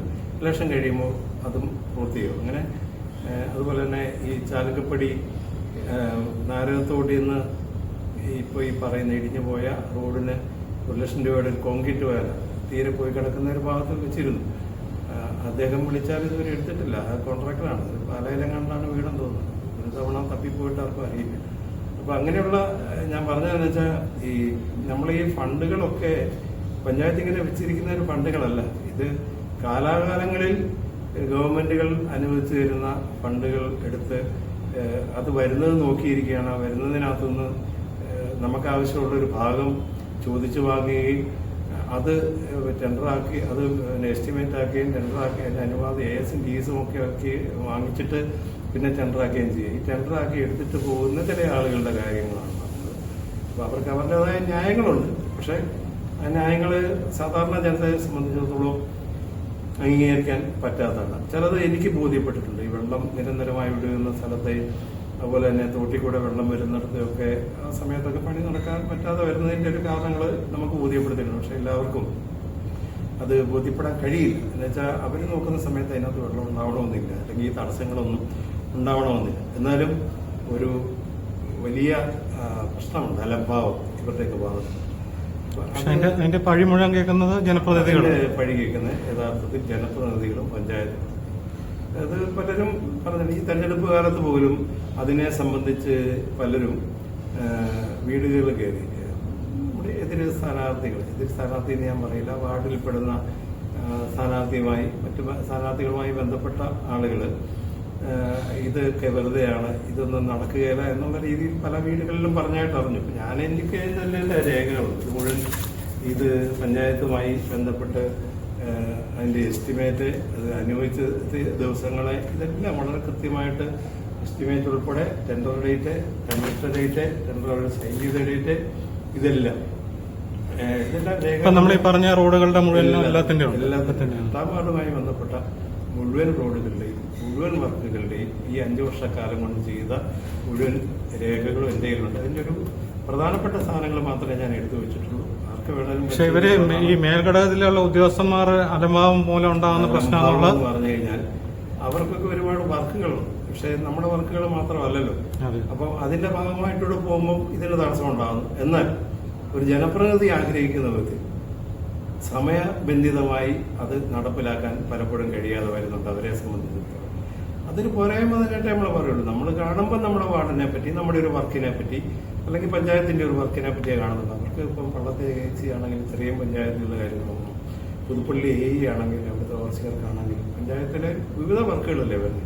അപ്പോൾ അതൊക്കെ ബന്ധപ്പെട്ട് നന്നായി ഒരു വർക്ക് ചെയ്യുന്നുണ്ട്. പക്ഷേ സമയബന്ധിതമായി നമ്മുടെ ഇങ്ങനെയൊക്കെ തീരാതെ വരുന്നത് വളരെ പോരായ്മകൾ ഉള്ളതാണ്. AEയുടെ ഭാഗത്തെ കുഴപ്പമോ AICയുടെ ഭാഗത്തെ കുഴപ്പങ്ങൾ മാത്രമല്ല, ഇതുമായി ബന്ധപ്പെട്ട മറ്റ് ചില ഡിപ്പാർട്ട്മെന്റ്, ആ ഡിപ്പാർട്ട്മെന്റുകൾ തമ്മിലൊരു ക്രോഡീകരണം ഇല്ലാതെ വരുന്നതൊക്കെ ധനകാര്യമോ അല്ലെ ഇതിന്റെ സാങ്കേതിക സംവിധാനവുമായി ബന്ധപ്പെട്ട ഡിപ്പാർട്ട്മെന്റുകളൊക്കെ തമ്മിലുള്ള ഒരു ക്രോഡീകരണം ഇല്ലാതെ വരുന്നത് ഈ വികസന പ്രവർത്തനങ്ങളെല്ലാം കാലതാമസം ഉണ്ടാക്കാൻ വളരെ വലുതായി ബാധിക്കുന്നുണ്ട്. ഇതൊക്കെ ഞങ്ങൾ സ്ഥിരമായി പഞ്ചായത്ത് കമ്മിറ്റിയിൽ ചർച്ച ചെയ്യുകയും ഇതിനൊക്കെതിരെയുള്ള പ്രമേയങ്ങൾ അവതരിപ്പിക്കുകയും ആ പ്രമേയങ്ങളൊക്കെ ബന്ധപ്പെട്ട അധികാരികളെ അറിയിക്കുകയും ചെയ്യുന്നുണ്ട്. അങ്ങനെ അറിയിക്കുന്ന സമയത്തൊക്കെ കാര്യക്ഷമമായ പ്രവർത്തനം വരുന്നതെന്നല്ലാതെ വീണ്ടും പഴയ രീതിയിൽ പുതിയ സ്റ്റാഫുകളെല്ലാം മാറി മാറി വന്നുകൊണ്ടിരിക്കും. അങ്ങനെ മാറി വരുമ്പോൾ പുതിയൊരാൾ വരുമ്പോൾ പഴയ രീതിയിലേക്ക് പോകുന്നുണ്ട്. ചില ആളുകൾ വരുമ്പോൾ കുറച്ചുകൂടെ സ്പീഡിൽ നടക്കുന്നുണ്ട്. അവരുടെ ബോധപൂർവമായി ആരും ചെയ്യുന്നതല്ല. ആ ഒരു പോരായ്മ യഥാർത്ഥത്തിലുണ്ട്. അതിനകത്തുനിന്നൊരു വലിയ മാറ്റം നമ്മുടെ ഈ വികസന പ്രവർത്തനങ്ങൾക്ക് തടസ്സമുണ്ടാകാത്ത വിധത്തിലുള്ള ഒരു മാറ്റം ഇവരുടെ ഉദ്യോഗസ്ഥ തലത്തിൽ. പഞ്ചായത്തിലെ സ്റ്റാഫൊക്കെ വളരെ ഡീസൻ്റ്. പഞ്ചായത്തിലെ ഇപ്പോൾ പ്ലാൻ ക്ലർക്ക് ഉൾപ്പെടെയുള്ള പഞ്ചായത്തിലിരിക്കുന്ന മുഴുവൻ സ്റ്റാഫുകളെ, നമ്മുടെ നമ്മുടെ അതുപോലെ തന്നെ ഓവർസിയർമാരെ അവരെ സഹായിക്കാനിരിക്കുന്നവരൊക്കെ ഉൾപ്പെടെ രാത്രി വീട്ടിലിരുന്നും അവരുടെ വർക്കുകൾ അവർ തീർക്കുക. പക്ഷെ ഒരു ടെൻഡറിന് ASന് അയച്ചു കഴിഞ്ഞാൽ അവർ ചെയ്തു തരണം, അല്ലെങ്കിൽ TSന് അയച്ചു കഴിഞ്ഞാൽ അത് ചെയ്ത് ഇങ്ങോട്ട് പഞ്ചായത്തിലേക്ക് തരേണ്ടവരുടെ ഭാഗത്തു നിന്ന് ഒരുപാട് ഡിലേ ഉണ്ടാകും. അപ്പൊ അങ്ങനെ ആ ഡിലേ വരുമ്പോഴത്തേക്ക് ചിലപ്പോൾ ഫണ്ട് പോലും നമുക്ക് നഷ്ടപ്പെടുന്ന രീതിയിലേക്ക് വരും, അല്ലെങ്കിൽ അടുത്ത വർഷത്തെ ഫണ്ടിലേക്ക് അത് സ്പിൽ ഓവർ ആക്കി മാറ്റേണ്ടി വരും. അപ്പൊ അങ്ങനെ വരുന്ന കുഴപ്പം തന്നെ. അപ്പൊ അടുത്ത വർഷം നമുക്ക് ഗവൺമെന്റ് തരേണ്ട ഫണ്ടിൽ നിന്ന് അത്രയും പൈസ കുറവ് വരും. അപ്പൊ അങ്ങനെ പഞ്ചായത്തിനും ജനങ്ങൾക്കും നഷ്ടമുണ്ടാക്കുന്ന ഒരു വലിയ കുഴപ്പങ്ങളാണ്. ആ കുഴപ്പം യഥാർത്ഥത്തിൽ പരിഹരിക്കപ്പെട്ടു പോയില്ലെങ്കിൽ വലിയ പോരായ്മയിലേക്ക് പോകും. ഇനി വരുന്ന ഭരണസമിതി അക്കാര്യത്തിൽ വളരെ കാര്യക്ഷമമായി ചിന്തിക്കുമെന്നുള്ള വിചാരമാണുള്ളത്. ഏത് ഭരണസമിതി വന്നാലും അങ്ങനെ ചിന്തിക്കാതിരിക്കാൻ പറ്റുകയില്ല അവർക്ക്.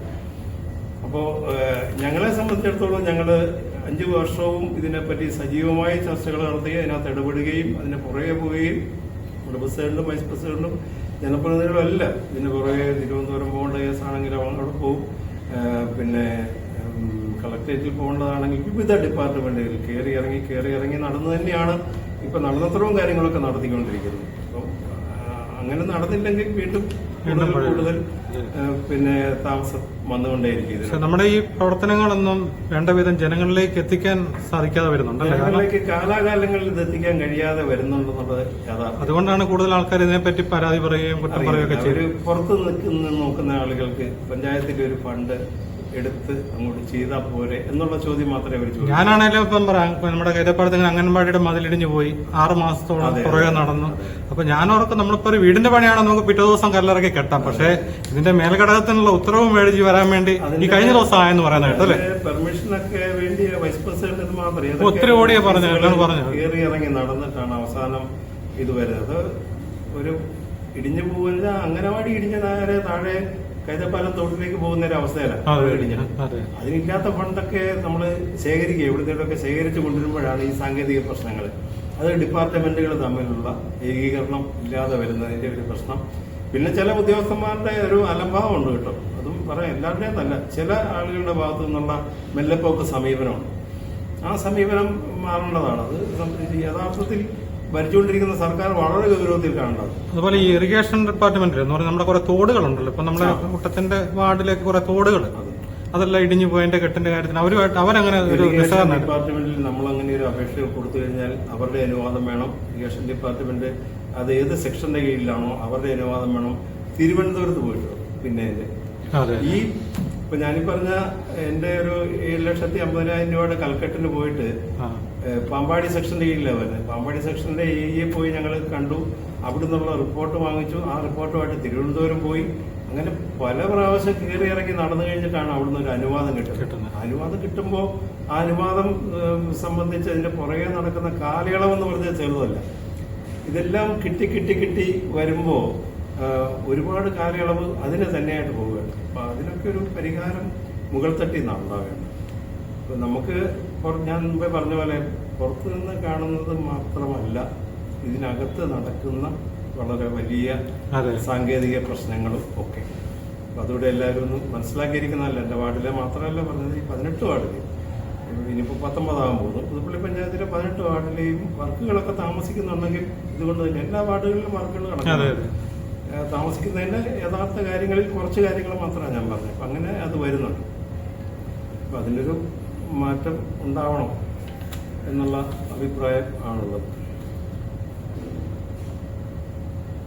പിന്നെ ഈ പൊതുവായ വികസന പ്രവർത്തനത്തിൽ ആദ്യം ഞങ്ങൾ അധികാരത്തിൽ വന്ന് കഴിയുമ്പോൾ നമ്മളെ നേരിട്ടിരുന്ന വലിയ വെല്ലുവിളി എന്ന് പറയുന്നത് ജൽജീവൻ പദ്ധതിക്ക് ആവശ്യമായ സ്ഥലമില്ലാതെ ഏറ്റെടുക്കേണ്ടി വന്നല്ലേ. ടാങ്കുകൾക്ക് ഇപ്പം എൻ്റെ വീടിൻ്റെ പുറകിലാണ് കീഴാറ്റുകുന്ന് ടാങ്ക് ഇരിക്കുന്നത്. അവിടെ നമ്മൾ സ്ഥലം കണ്ടെത്തി. അതുപോലെ തന്നെ പരിയാരത്ത് സ്ഥലം കണ്ടെത്തി, എരമല്ലൂർ സ്ഥലം കണ്ടെത്തി. അപ്പം അത് മുടങ്ങിപ്പോകുന്ന ഒരു പദ്ധതിയായിരുന്നു.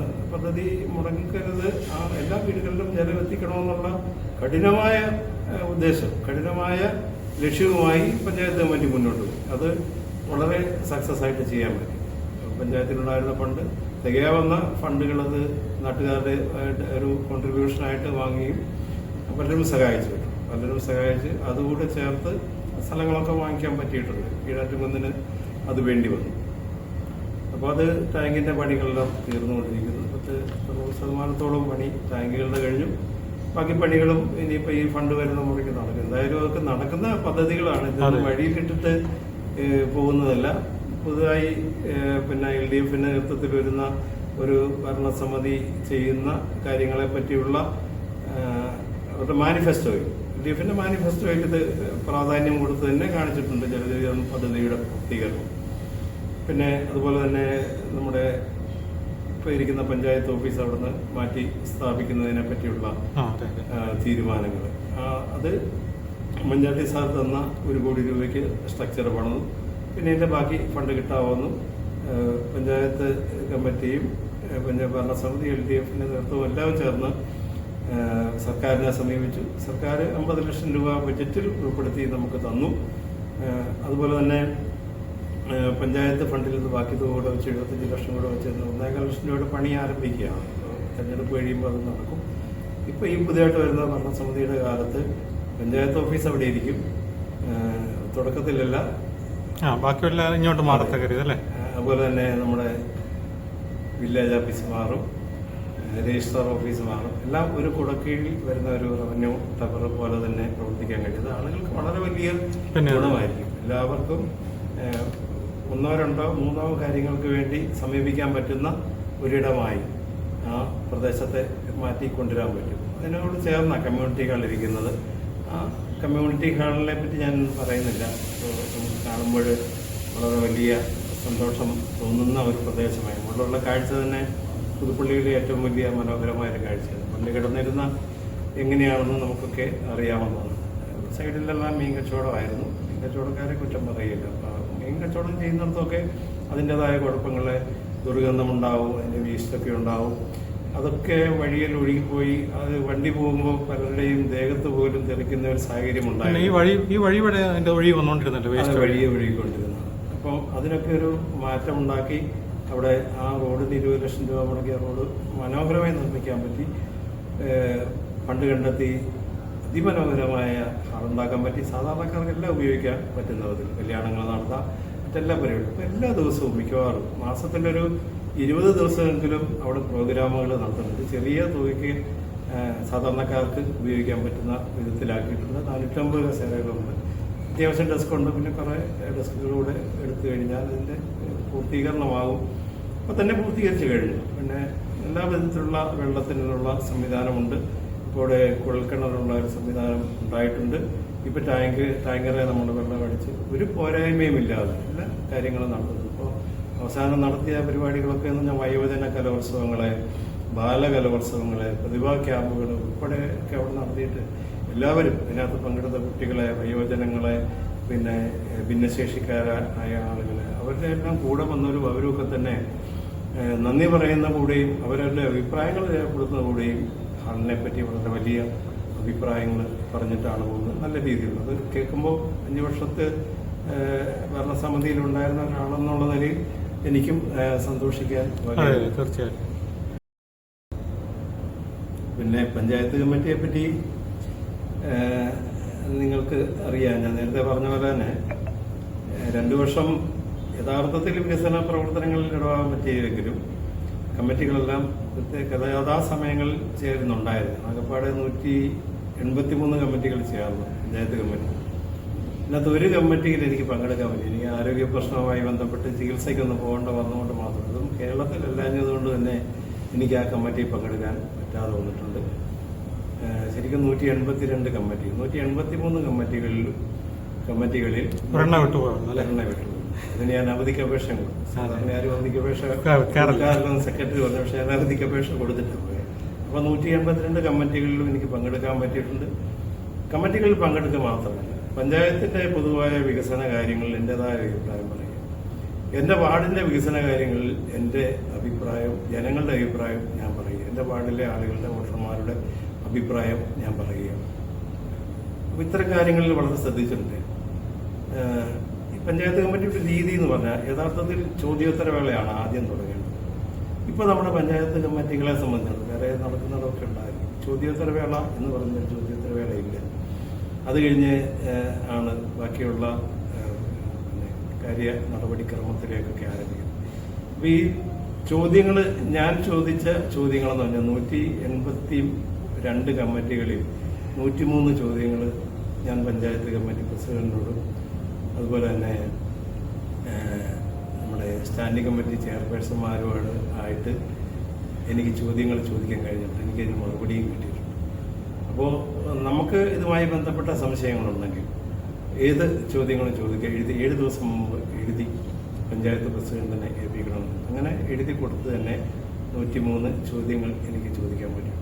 പിന്നെ പഞ്ചായത്ത് കമ്മിറ്റി കൂടുമ്പോൾ നിരവധി ക്രമപ്രശ്നങ്ങൾ അവതരിപ്പിക്കും. 100ഓളം ക്രമപ്രശ്നങ്ങൾ അവതരിപ്പിക്കാൻ എനിക്ക് കഴിഞ്ഞിട്ടുണ്ട്. അതുപോലെ തന്നെ ഉപക്ഷേപങ്ങൾ, അത്രത്തോളം തന്നെ ഉപക്ഷേപങ്ങൾ അവതരിപ്പിച്ചിട്ടുണ്ട്. പിന്നെ പ്രമേയം, ഈ പ്രമേയത്തിന്റെ കാര്യം വരുമ്പോൾ നമ്മുടെ വാർഡിലെ കാര്യങ്ങളുണ്ട്, പഞ്ചായത്തിലെ പൊതുവായ കാര്യങ്ങൾ. ഈ പ്രമേയത്തിന്റെ അകത്ത് പുതിയ വികസന പദ്ധതികളൊക്കെയാണ്. പുതിയ വികസന പദ്ധതികൾ ഒരു കാര്യം ഗവൺമെന്റിന്റെ ശ്രദ്ധയിൽപ്പെടുത്തണമെങ്കിൽ, വിവിധ ഡിപ്പാർട്ട്മെന്റുകളുടെ ശ്രദ്ധയിൽപ്പെടുത്തണമെങ്കിൽ അതിന്റെ പ്രമേയമായിട്ട് അവതരിപ്പിക്കണം. ഒരാള് അവതരിപ്പിക്കുകയും മറ്റൊരു മെമ്പർ പിന്താങ്ങുകയും ചെയ്യും. അത് 7 ദിവസം മുമ്പ് നമ്മൾ എഴുതി കൊടുക്കും. അങ്ങനെ 68 പ്രമേയങ്ങൾ ഈ പഞ്ചായത്തിന്റെ കാലയളവിൽ എനിക്ക് അവതരിപ്പിക്കാൻ കഴിയും. അപ്പോൾ അതൊരു നമ്മുടെ പഞ്ചായത്തിനെ സംബന്ധിച്ചോളം റെക്കോർഡായിട്ട് തന്നെ കാണും. പിന്നെ എന്ന് വെച്ചാൽ ഇതിനകത്ത് പ്രധാനപ്പെട്ട പ്രമേയങ്ങൾ എന്ന് പറയുന്നത് നമ്മുടെ വിധവാ പെൻഷനുകൾ ഉൾപ്പെടെയുള്ളത്. ഇത് കേരളത്തിലെ ഗവൺമെന്റ് ചിന്തിച്ച് തീരുമാനിക്കേണ്ടതാണ്. ഇപ്പോൾ ഡിവോഴ്സായി നിൽക്കുന്ന ആളുകൾക്ക് വിധവാ പെൻഷൻ ഇല്ല, പലരും കിട്ടുന്നില്ല, വിധവാ പെൻഷൻ കിട്ടുന്നില്ല. അപ്പം അങ്ങനെയുള്ള ഒരുപാട് പാവപ്പെട്ട കുടുംബങ്ങളുണ്ട്. അപ്പം അവർക്ക് വിധവാ പെൻഷൻ എന്നുള്ള നിലയിൽ അവർക്ക് കൊടുക്കാൻ പറ്റില്ല. ഞാനിത് ഈ കമ്മിറ്റിയിൽ പ്രമേയമായിട്ട് അവതരിപ്പിച്ച് ഗവൺമെന്റിന്റെ ശ്രദ്ധയിൽപ്പെടുത്തിയിട്ടുണ്ട്. എന്ന് പറഞ്ഞ പോലെ നിരവധിയായ ഗവൺമെന്റിന്റെ ശ്രദ്ധയിൽപ്പെടുത്തേണ്ട നിരവധിയായ പ്രമേയങ്ങൾ അവതരിപ്പിക്കാൻ എനിക്ക് കഴിഞ്ഞു. വിവിധ ഡിപ്പാർട്ട്മെന്റുകളിലേക്കുള്ള പ്രമേയങ്ങൾ അവതരിപ്പിക്കാൻ കഴിഞ്ഞു. നമ്മുടെ ജില്ലാ പഞ്ചായത്തുമായി ബന്ധപ്പെട്ടുള്ളത്, വാട്ടർ അതോറിറ്റിയുമായി ബന്ധപ്പെട്ടത്, PWDയുമായി ബന്ധപ്പെട്ട ഒക്കെയുള്ള അനവധിയായ പ്രമേയങ്ങൾ അവതരിപ്പിക്കുകയും ചിലതിനൊക്കെ പരിഹാരം ഉണ്ടാക്കാൻ കഴിഞ്ഞിട്ടുണ്ട്. ചുവന്ന് 8ാം വാർഡിന്റെ ഒരു ഭാഗമാണ് നാരകത്തോട്. ആ നാരകത്തോട് ഒരു റേഷൻ കട നിലനിന്നിരുന്നു. അപ്പം അത് സസ്പെൻഡ് ചെയ്ത് പോയിട്ട് 294, 296 2 കടകളിലും കൂടെ ചേർന്ന ഏകാധിയായിരുന്നു. അത് സസ്പെൻഡ് ചെയ്ത് പോയി കഴിഞ്ഞപ്പോൾ ആ പ്രദേശമാകെ ഒന്ന് മോഹമായി. പിന്നെ അത് കാർഡുകളെല്ലാം മറ്റ് ചില സ്ഥലങ്ങളിലേക്ക് ഷിഫ്റ്റ് ചെയ്തപ്പം ആളുകൾക്ക് വന്ന് വാങ്ങാൻ പറ്റാതെ വർഷങ്ങളായിട്ട് അവിടെ പ്രവർത്തിച്ചുകൊണ്ടിരുന്ന അത് ഷിഫ്റ്റ് ചെയ്ത് ഈ കവലയിലും പിന്നെ SC കവലയിലുള്ള കടയിലേക്ക് വരെ ഷിഫ്റ്റ് ചെയ്ത് പോയിട്ടുണ്ട്. അപ്പൊ പിണ്ണാക്കുമല, ഇഞ്ചക്കാട്ടുകുന്ന്, ആശാരിക്കുന്ന്, ഇലക്ഷൻ കോളനി, ചെറുശ്ശേരിക്കാല, നാരകത്തോടിന്റെ ഒരു ഭാഗം, കോനാഗിരി ഭാഗം ഉൾപ്പെടെയുള്ള പ്രദേശത്ത് നിന്നുള്ളവരൊക്കെ ആ കടയുടെ ഗുണഭോക്താക്കളായിരുന്നു.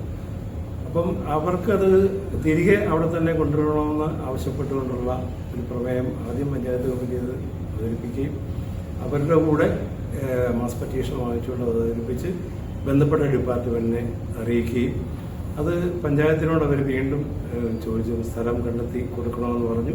സ്ഥലം കണ്ടെത്താൻ ആവശ്യമായ നടപടിക്രമങ്ങൾ ചെയ്തിട്ടുണ്ട്. അപ്പോൾ അതിന്റെ പുറകെ വിവിധ കമ്മിറ്റികളിലും വിവിധ ഓഫീസുകളിലും TSO ഓഫീസ്, DSO ഓഫീസ്, അതുപോലെ തന്നെ സിവിൽ സപ്ലൈസിന്റെ കോട്ടയത്തുള്ള മുഴുവൻ ഓഫീസുകളെ, അതുപോലെ തന്നെ തിരുവനന്തപുരത്ത് പോയി ബന്ധപ്പെട്ട വകുപ്പ് മന്ത്രിയായിട്ട് സംസാരിച്ചു. എന്തായാലും സ്ഥലം അത് തർക്കം വന്നിരുന്നത് മറ്റൊരു വാർഡിലോട്ട് കൊണ്ടുപോകണം തർക്കം വന്നപ്പോൾ ആ വാർഡിലേക്ക് മാറ്റുന്നതിന് നമുക്ക് ബുദ്ധിമുട്ടൊന്നുമില്ല. പക്ഷെ അത് വീണ്ടും മറ്റൊരു വിദൂരമായ സ്ഥലത്തേക്കാണ് പിന്നെയും പോകുന്നത്. അപ്പൊ 8ാം വാർഡിൽ തന്നെ നിലനിർത്തണമെന്നുള്ളതായിരുന്നു ആ പ്രദേശത്തെ ആളുകളുടെ ആഗ്രഹം. ആ പ്രദേശത്തെ ആളുകളുടെ ആഗ്രഹത്തിന്റെ കൂടെ നിന്നു. അത് 8ാം വാർഡിൽ തന്നെ അനുഭവിച്ചിട്ടുണ്ട്. അതിപ്പം സ്ഥലവും കണ്ടെത്തി അവരെ അറിയിച്ചിട്ടുണ്ട്. പെൻഷൻ കഴിയാതെ അത് ചെയ്യാൻ പറ്റുകയില്ല. അത് അതിന് ലൈസൻസ് വിളിക്കുന്നത് ഇപ്പോൾ പുതിയൊരു തീരുമാനം അനുസരിച്ചൊന്നെങ്കിൽ വികലാംഗർ അല്ലെങ്കിൽ SC ST വിഭാഗത്തിൽപ്പെടുന്ന ആളുകളെ പരിഗണിച്ചിട്ട് ജനറലിന് കൊടുക്കാവുള്ളതാണ്. അപ്പം അങ്ങനെ ഉള്ളൊരു തീരുമാനം സിവിൽ സപ്ലൈസിന്റെ ഭാഗത്തുനിന്ന് വന്നിട്ടുണ്ട്. അത് വരുമ്പോൾ പത്രത്തിൽ പരസ്യമൊക്കെ കൊടുത്ത് തന്നെ അത് ലൈസൻസ് ചെയ്യും.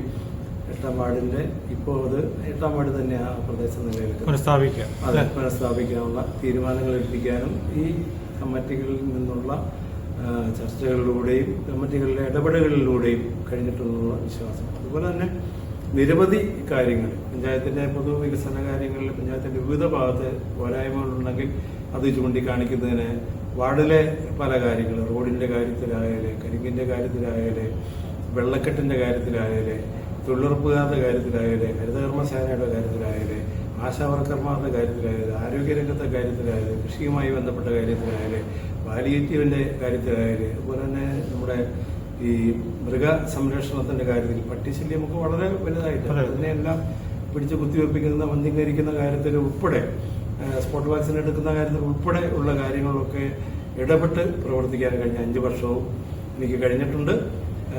ഞാൻ ജോലി ചെയ്യുന്ന സ്ഥാപനത്തിൽ നിന്ന് യഥാർത്ഥത്തിൽ എൻ്റെ സുഹൃത്തു കൂടിയായ അതിൻ്റെ ഉടമ MD എനിക്ക് അവധി അനുവദിച്ചു തരികയായിരുന്നു. അപ്പം അങ്ങനെ എനിക്ക് ഫുൾ ടൈം തന്നെ സാധാരണ എല്ലാ ദിവസവും സ്റ്റാഫ് വരുന്നതിൻ്റെ കൂടെ തന്നെ പഞ്ചായത്ത് ഓഫീസിൽ ഞാൻ വരും. ഈ 5 വർഷത്തിൽ വീട്ടിലിരുന്ന സമയത്തൊക്കെ കൂടുതൽ ഞാൻ ഓഫീസുമായി ബന്ധപ്പെട്ടാണ്. അപ്പോൾ രാവിലെ 10:30 മുമ്പായിട്ട് തന്നെ വരാൻ ഞാൻ പഞ്ചായത്തിൽ പോകാൻ ശ്രമിച്ചിട്ടുണ്ട്. അതുപോലെ തന്നെ വൈകുന്നേരം ഇറങ്ങിപ്പോകുന്നത് സ്റ്റാഫിൻ്റെ കൂടിയായിരിക്കും. നേരത്തെ പോകേണ്ട സമയത്തുണ്ടെങ്കിൽ അത്യാവശ്യം ഉണ്ടെങ്കിൽ മറ്റ് കാര്യങ്ങൾ ഈ പഞ്ചായത്തിൻ്റെ കാര്യങ്ങളും വാർഡിലെ കാര്യങ്ങളൊക്കെ ആയിട്ട് പോകുമായിരുന്നു. അങ്ങനെ അത്രയ്ക്ക് ശ്രദ്ധിച്ച് പ്രവർത്തിക്കാൻ എനിക്ക് കഴിഞ്ഞിട്ടുണ്ട് എന്ന് പറയുന്നത് അഹങ്കാരമായി കാണരുത്. അതൊരു ജനപ്രതിനിധിയുടെ കടമയാണ്. ഇനി വരുന്ന ജനപ്രതിനിധികളും അങ്ങനെ തന്നെ ആവും, അങ്ങനെ തന്നെ ആവണം. എന്നുവെച്ചാൽ ഒരു ജനപ്രതിനിധിയെ പറ്റി ജനം ആഗ്രഹിക്കുന്നത് അതാണ്. നമുക്ക് 100% അങ്ങനെ ചെയ്ത് കൊടുക്കാൻ കഴിഞ്ഞില്ലെങ്കിലും അവരുടെ താല്പര്യത്തിന് അനുസരിച്ച് വളരെ വലിയ പ്രതീക്ഷയാണ്, നേരത്തെ പറഞ്ഞ വളരെ വലിയ പ്രതീക്ഷയാണ് അവർക്കുള്ളത്. ആ പ്രതീക്ഷകൾ ആ പ്രതീക്ഷകൾക്കൊത്ത് പ്രവർത്തിക്കാൻ നമുക്ക് കഴിയണം. അങ്ങനെ പ്രവർത്തിക്കുമ്പോൾ എൻ്റെ വാർഡിനെ സംബന്ധിച്ചിടത്തോളം ഒരുപാട് പോരായ്മകളുണ്ടായി. ഈ വളരെ മുന്നോട്ട് കൊണ്ടുവരാൻ പറ്റിയിട്ടുണ്ടെന്നുള്ള അഭിപ്രായം. പ്രത്യേകിച്ച് 8ാം വാർഡ് എന്ന പഞ്ചായത്ത് കമ്മിറ്റിയിൽ പറയുമ്പോഴും പഞ്ചായത്തിൽ പറയുമ്പോഴും പ്രത്യേക പരിഗണന 18 മെമ്പർമാർ, ബാക്കി 17 മെമ്പർമാരും തരുമായിരുന്നു. ഒരു ഫണ്ട് ചോദിച്ചാൽ അത് കൊടുക്കണ്ട, ഞങ്ങൾക്കൂടെ ഷെയർ ചെയ്തതാ എന്ന് ഇതുവരെ ഒരാൾ പോലും പറഞ്ഞിട്ടില്ല. ഈ ഇലക്ട്രിക് ലൈൻ വലിക്കുന്ന കാര്യത്തിൽ, പുതിയ പൈപ്പ് കണക്ഷൻ ഇടുന്ന കാര്യത്തിൽ ഇപ്പോൾ വാട്ടർ അതോറിറ്റിയുടെ കണക്ഷൻ അവിടെയുണ്ട്. 48 കണക്ഷനുള്ള ഏക വാർഡാണ് 8ാം വാർഡ്. ഒരു പഞ്ചായത്ത് അതിന് പൈസ അടച്ചോണ്ടിരിക്കുക. മാസാമാസം 4000 അടുത്ത് ഒരു ടാപ്പിന് അടയ്ക്കണം, ഒരു ടാപ്പിന് വെച്ച് അടയ്ക്കണം. അപ്പോൾ ഈ 48 ടാപ്പിൽ നിന്ന് കുറവ് ചെയ്യണം എന്നുള്ളൊരു അഭ്യർത്ഥന വാട്ടർ അതോറിറ്റിയുടെ ഭാഗത്തുനിന്ന് വന്നപ്പോൾ മറ്റു പല വാർഡുകളിലേക്ക് കുറയ്ക്കാൻ പറ്റും. അവർക്ക് കുറയ്ക്കാൻ പറ്റുന്ന സാഹചര്യമുണ്ട്. നമ്മുടെ വാർഡിൽ അതിനുള്ള സാഹചര്യമില്ല. ഞാനതൊരു ഒരു ടാപ്പ് പോലും കട്ട് ചെയ്യാൻ പറ്റുകയുള്ളൂ അഭിപ്രായമാണ് ഞാൻ പറഞ്ഞത്. അത് നിലനിർത്തിക്കൊണ്ട് വരികയാണ്. അതിനുള്ള പൈസ ഈ 48 × 4000 വെച്ചിട്ട് പഞ്ചായത്ത് വാട്ടർ അതോറിറ്റിക്ക് അടച്ചുകൊണ്ടിരിക്കുകയാണെന്ന് മാത്രമല്ല, പുതിയതായി 3 കണക്ഷനോടെ പഞ്ചായത്ത് കമ്മിറ്റിയുടെ തീരുമാനം എടുത്തിട്ട് വാട്ടർ അതോറിറ്റി കൊടുക്കുകയും അതിനാവശ്യമായ എസ്റ്റിമേറ്റ് എടുത്ത് അവർ തരികയും ചെയ്തിട്ടുണ്ട്. തെരഞ്ഞെടുപ്പ് കഴിയുമ്പോൾ പഞ്ചായത്ത് അതിൻ്റെ ഫണ്ടടച്ച് കഴിയുമ്പോൾ അവർക്കൂടെ കണക്ഷൻ കൊടുക്കും. അംഗനവാടിയിലേക്കുള്ള ഒരു പുതിയ കണക്ഷനുണ്ട്. പിന്നെ കട്ടായിപ്പോയ പാലക്കപ്പറമ്പ്, തടത്തിപ്പടി ആ ഭാഗത്തുള്ള 2 കണക്ഷനുകളെ, പിന്നെ ചാലങ്കപ്പടിക്ക് മുന്നോട്ട് വരുമ്പോൾ ഒരു വില്ലയുണ്ട്. ആ വില്ലയുടെ ഭാഗത്തുള്ളവർക്ക് വെള്ളത്തിന് വളരെ ബുദ്ധിമുട്ടുന്ന പ്രദേശമാണ്. ആ പ്രദേശത്തുള്ള ഒരു ടാപ്പ് ഉൾപ്പെടെ 3 പുതിയ കണക്ഷൻ, 4 കണക്ഷൻ വരുന്നുണ്ട്. ആ കണക്ഷനോട് കൂടി വരുമ്പോഴത്തേക്ക് 52 കണക്ഷനുകളിലേക്ക് വരും. ജലജീവന്റെ വന്നു കഴിയുമ്പം ഈ കണക്ഷനുകളെല്ലാം ഇല്ലാതാവും. ആ ഇല്ലാതാവുമ്പോൾ ചെയ്യുന്ന ഒരു കാര്യം എന്ന് വെച്ചാൽ 8ാം വാർഡിൽ എൻ്റെ വാർഡിലെ ഇഞ്ചക്കാട്ടുകുന്നിലാണ് വാട്ടർ അതോറിറ്റിയുടെ ഇപ്പം ടാങ്ക് ഇരിക്കുന്നത്. ആ ടാങ്ക് പിന്നെ ആവശ്യമില്ല. 6 സെന്റ് സ്ഥലത്താണ് 50 വർഷം മുമ്പ് പണിത ടാങ്ക് നിലനിൽക്കുന്നത്. ആ ടാങ്ക് ഇടിച്ചു പൊളിച്ച് കളയും. ആ കളയുമ്പോൾ ആ പ്രദേശം അവിടെ മറ്റൊരു വികസനത്തിന് ആവശ്യമായ സംവിധാനം അതിപ്പോൾ 13ാം വാർഡിലേക്ക് ചേർന്നു. ആ ഭാഗം 8ാം വാർഡിൻ്റെ ആ ഭാഗം 13ാം വാർഡിലേക്ക് ചേർന്നു. അവിടെ ഒരു ഹെൽത്ത് സെന്റർ ആരംഭിക്കാൻ ആവശ്യമായ നടപടിക്രമങ്ങൾ ഇപ്പോഴേ ആരംഭിച്ചിട്ടാണ് ഞാൻ പടിയിറങ്ങുന്നത്. അത് റെസൊല്യൂഷനായിട്ട് പഞ്ചായത്ത് കമ്മിറ്റിയിൽ അവതരിപ്പിച്ചു. പഞ്ചായത്ത് കമ്മിറ്റി ഏകകണ്ഠമായി അത് അംഗീകരിച്ചു. അത് ബന്ധപ്പെട്ട ഡിപ്പാർട്ട്മെന്റ് വാട്ടർ അതോറിറ്റി ഡിപ്പാർട്ട്മെന്റിന് കൈമാറിയിട്ടുണ്ട്. അതിൻ്റെ സാരാംശം ഇതാണ്: ജലജീവൻ പദ്ധതി വന്നു കഴിയുമ്പോൾ അനാവശ്യമായി പോകുന്ന, ആവശ്യമില്ലാതെ വരുന്ന ആ ടാങ്ക് ഇരിക്കുന്ന പ്രദേശം പഞ്ചായത്തിന് വാട്ടർ അതോറിറ്റി വിട്ടു തരണമെന്നും അവിടെ ഞങ്ങൾക്ക് ആരോഗ്യവകുപ്പിൻ്റെ കീഴിൽ ഒരു പുതിയ ഹെൽത്ത് സെന്റർ പ്രവർത്തിക്കാൻ ആവശ്യമായ സംവിധാനം ഒരുക്കുന്നതിന് സഹായിക്കണമെന്നും അതുപോലെ തന്നെ ആരോഗ്യവകുപ്പിനോടും അത് തന്നെ ആവശ്യപ്പെട്ടിരിക്കുകയാണ്. അവിടെ ഹെൽത്ത് സെന്റർ പണിയാനുള്ള തീരുമാനം എടുക്കണം.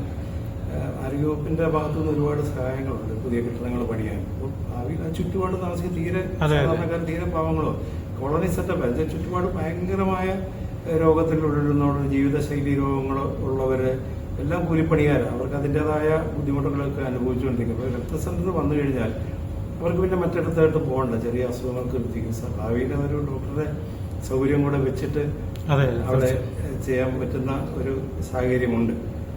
അപ്പൊ അങ്ങനെ മാലിന്യ സംസ്കരണത്തിന്റെ കാര്യത്തിലൊക്കെ പഞ്ചായത്ത് വളരെ മുൻപന്തിയില്ല. എത്രയോ ടണ്ണ്, 1.5 ടണ്ണ് പ്ലാസ്റ്റിക് ഇവിടുന്ന് കയറിപ്പോയെന്ന് പറഞ്ഞു കഴിഞ്ഞാൽ ചിന്തിക്കാൻ പോലും പറ്റിയല്ല. ഇതിന്റെ ഒരു ക്വാണ്ടിറ്റി എന്തുമാത്രം ഉണ്ടെന്നൊന്ന് ആലോചിച്ച് നോക്കിയാലേ മനസ്സിലാവും. അത്രയും പോകുമ്പോൾ 8ാം വാർഡിൽ നിന്ന് നല്ലൊരു ശതമാനം പോയിട്ടുണ്ട്. 8ാം വാർഡിന്റെ മറ്റൊരു പ്രത്യേകത എന്ന് പറഞ്ഞാൽ 36 പേരാണ് ഈ ഹരിതകർമ്മസേനയെ പ്രവർത്തിക്കുന്നത്. അതിനകത്ത് 11 പേരും 8ാം വാർഡിൽ നിന്നുള്ളവരാണ്. മറ്റു വാർഡുകളിലേക്ക് തന്നെ നമ്മുടെ വാർഡിൽ നിന്നാണ് കൊടുത്തിരിക്കുന്നത്. 8ാം വാർഡിൽ 2 പേരേ ഉള്ളൂ. ബാക്കി വരുന്ന 9 പേരെ മറ്റു പല വാർഡുകളിലും ആളില്ലാതെ വന്നപ്പോൾ നമ്മുടെ വാർഡിൽ നിന്ന് കൊടുത്തിരിക്കുന്നത്. അങ്ങനെ ഒരുപാട് തൊഴിൽ സാധ്യതകൾ വാർഡിലെ ആളുകൾക്ക് ചെയ്തു കൊടുക്കാൻ പറ്റും. ഇവിടെ ഒരു ബുക്ക് ഡിപ്പോണ്ട് കോട്ടയം ജില്ലയിൽ. ആ ബുക്ക് ഡിപ്പോയിൽ 8ാം വാർഡിൽ നിന്നുള്ള ആളുകൾ ജോലി ചെയ്യുന്നുണ്ട്. ഇപ്പോൾ ഒരു പ്ലാസ്റ്റിക് തിരികൽ കേന്ദ്രം പരിഹാരത്തുണ്ട്. ആ പ്ലാസ്റ്റിക് തിരികൽ കേന്ദ്രത്തിൽ നിന്ന് അവസാനം ഒരു 4 പേരെ കൂടെ 8ാം വാർഡിൽ നിന്ന് കൊടുക്കാൻ പറ്റിയിട്ടുണ്ട്. അങ്ങനെ കിട്ടാവുന്ന സാധ്യതകളെല്ലാം ഉപയോഗിച്ച് ആളുകളെ സഹായിക്കാൻ പറ്റുന്ന മാർഗങ്ങളൊക്കെ ചെയ്യാനും കൂടി ഈ കാലയളവിൽ കഴിഞ്ഞിട്ടുണ്ട്.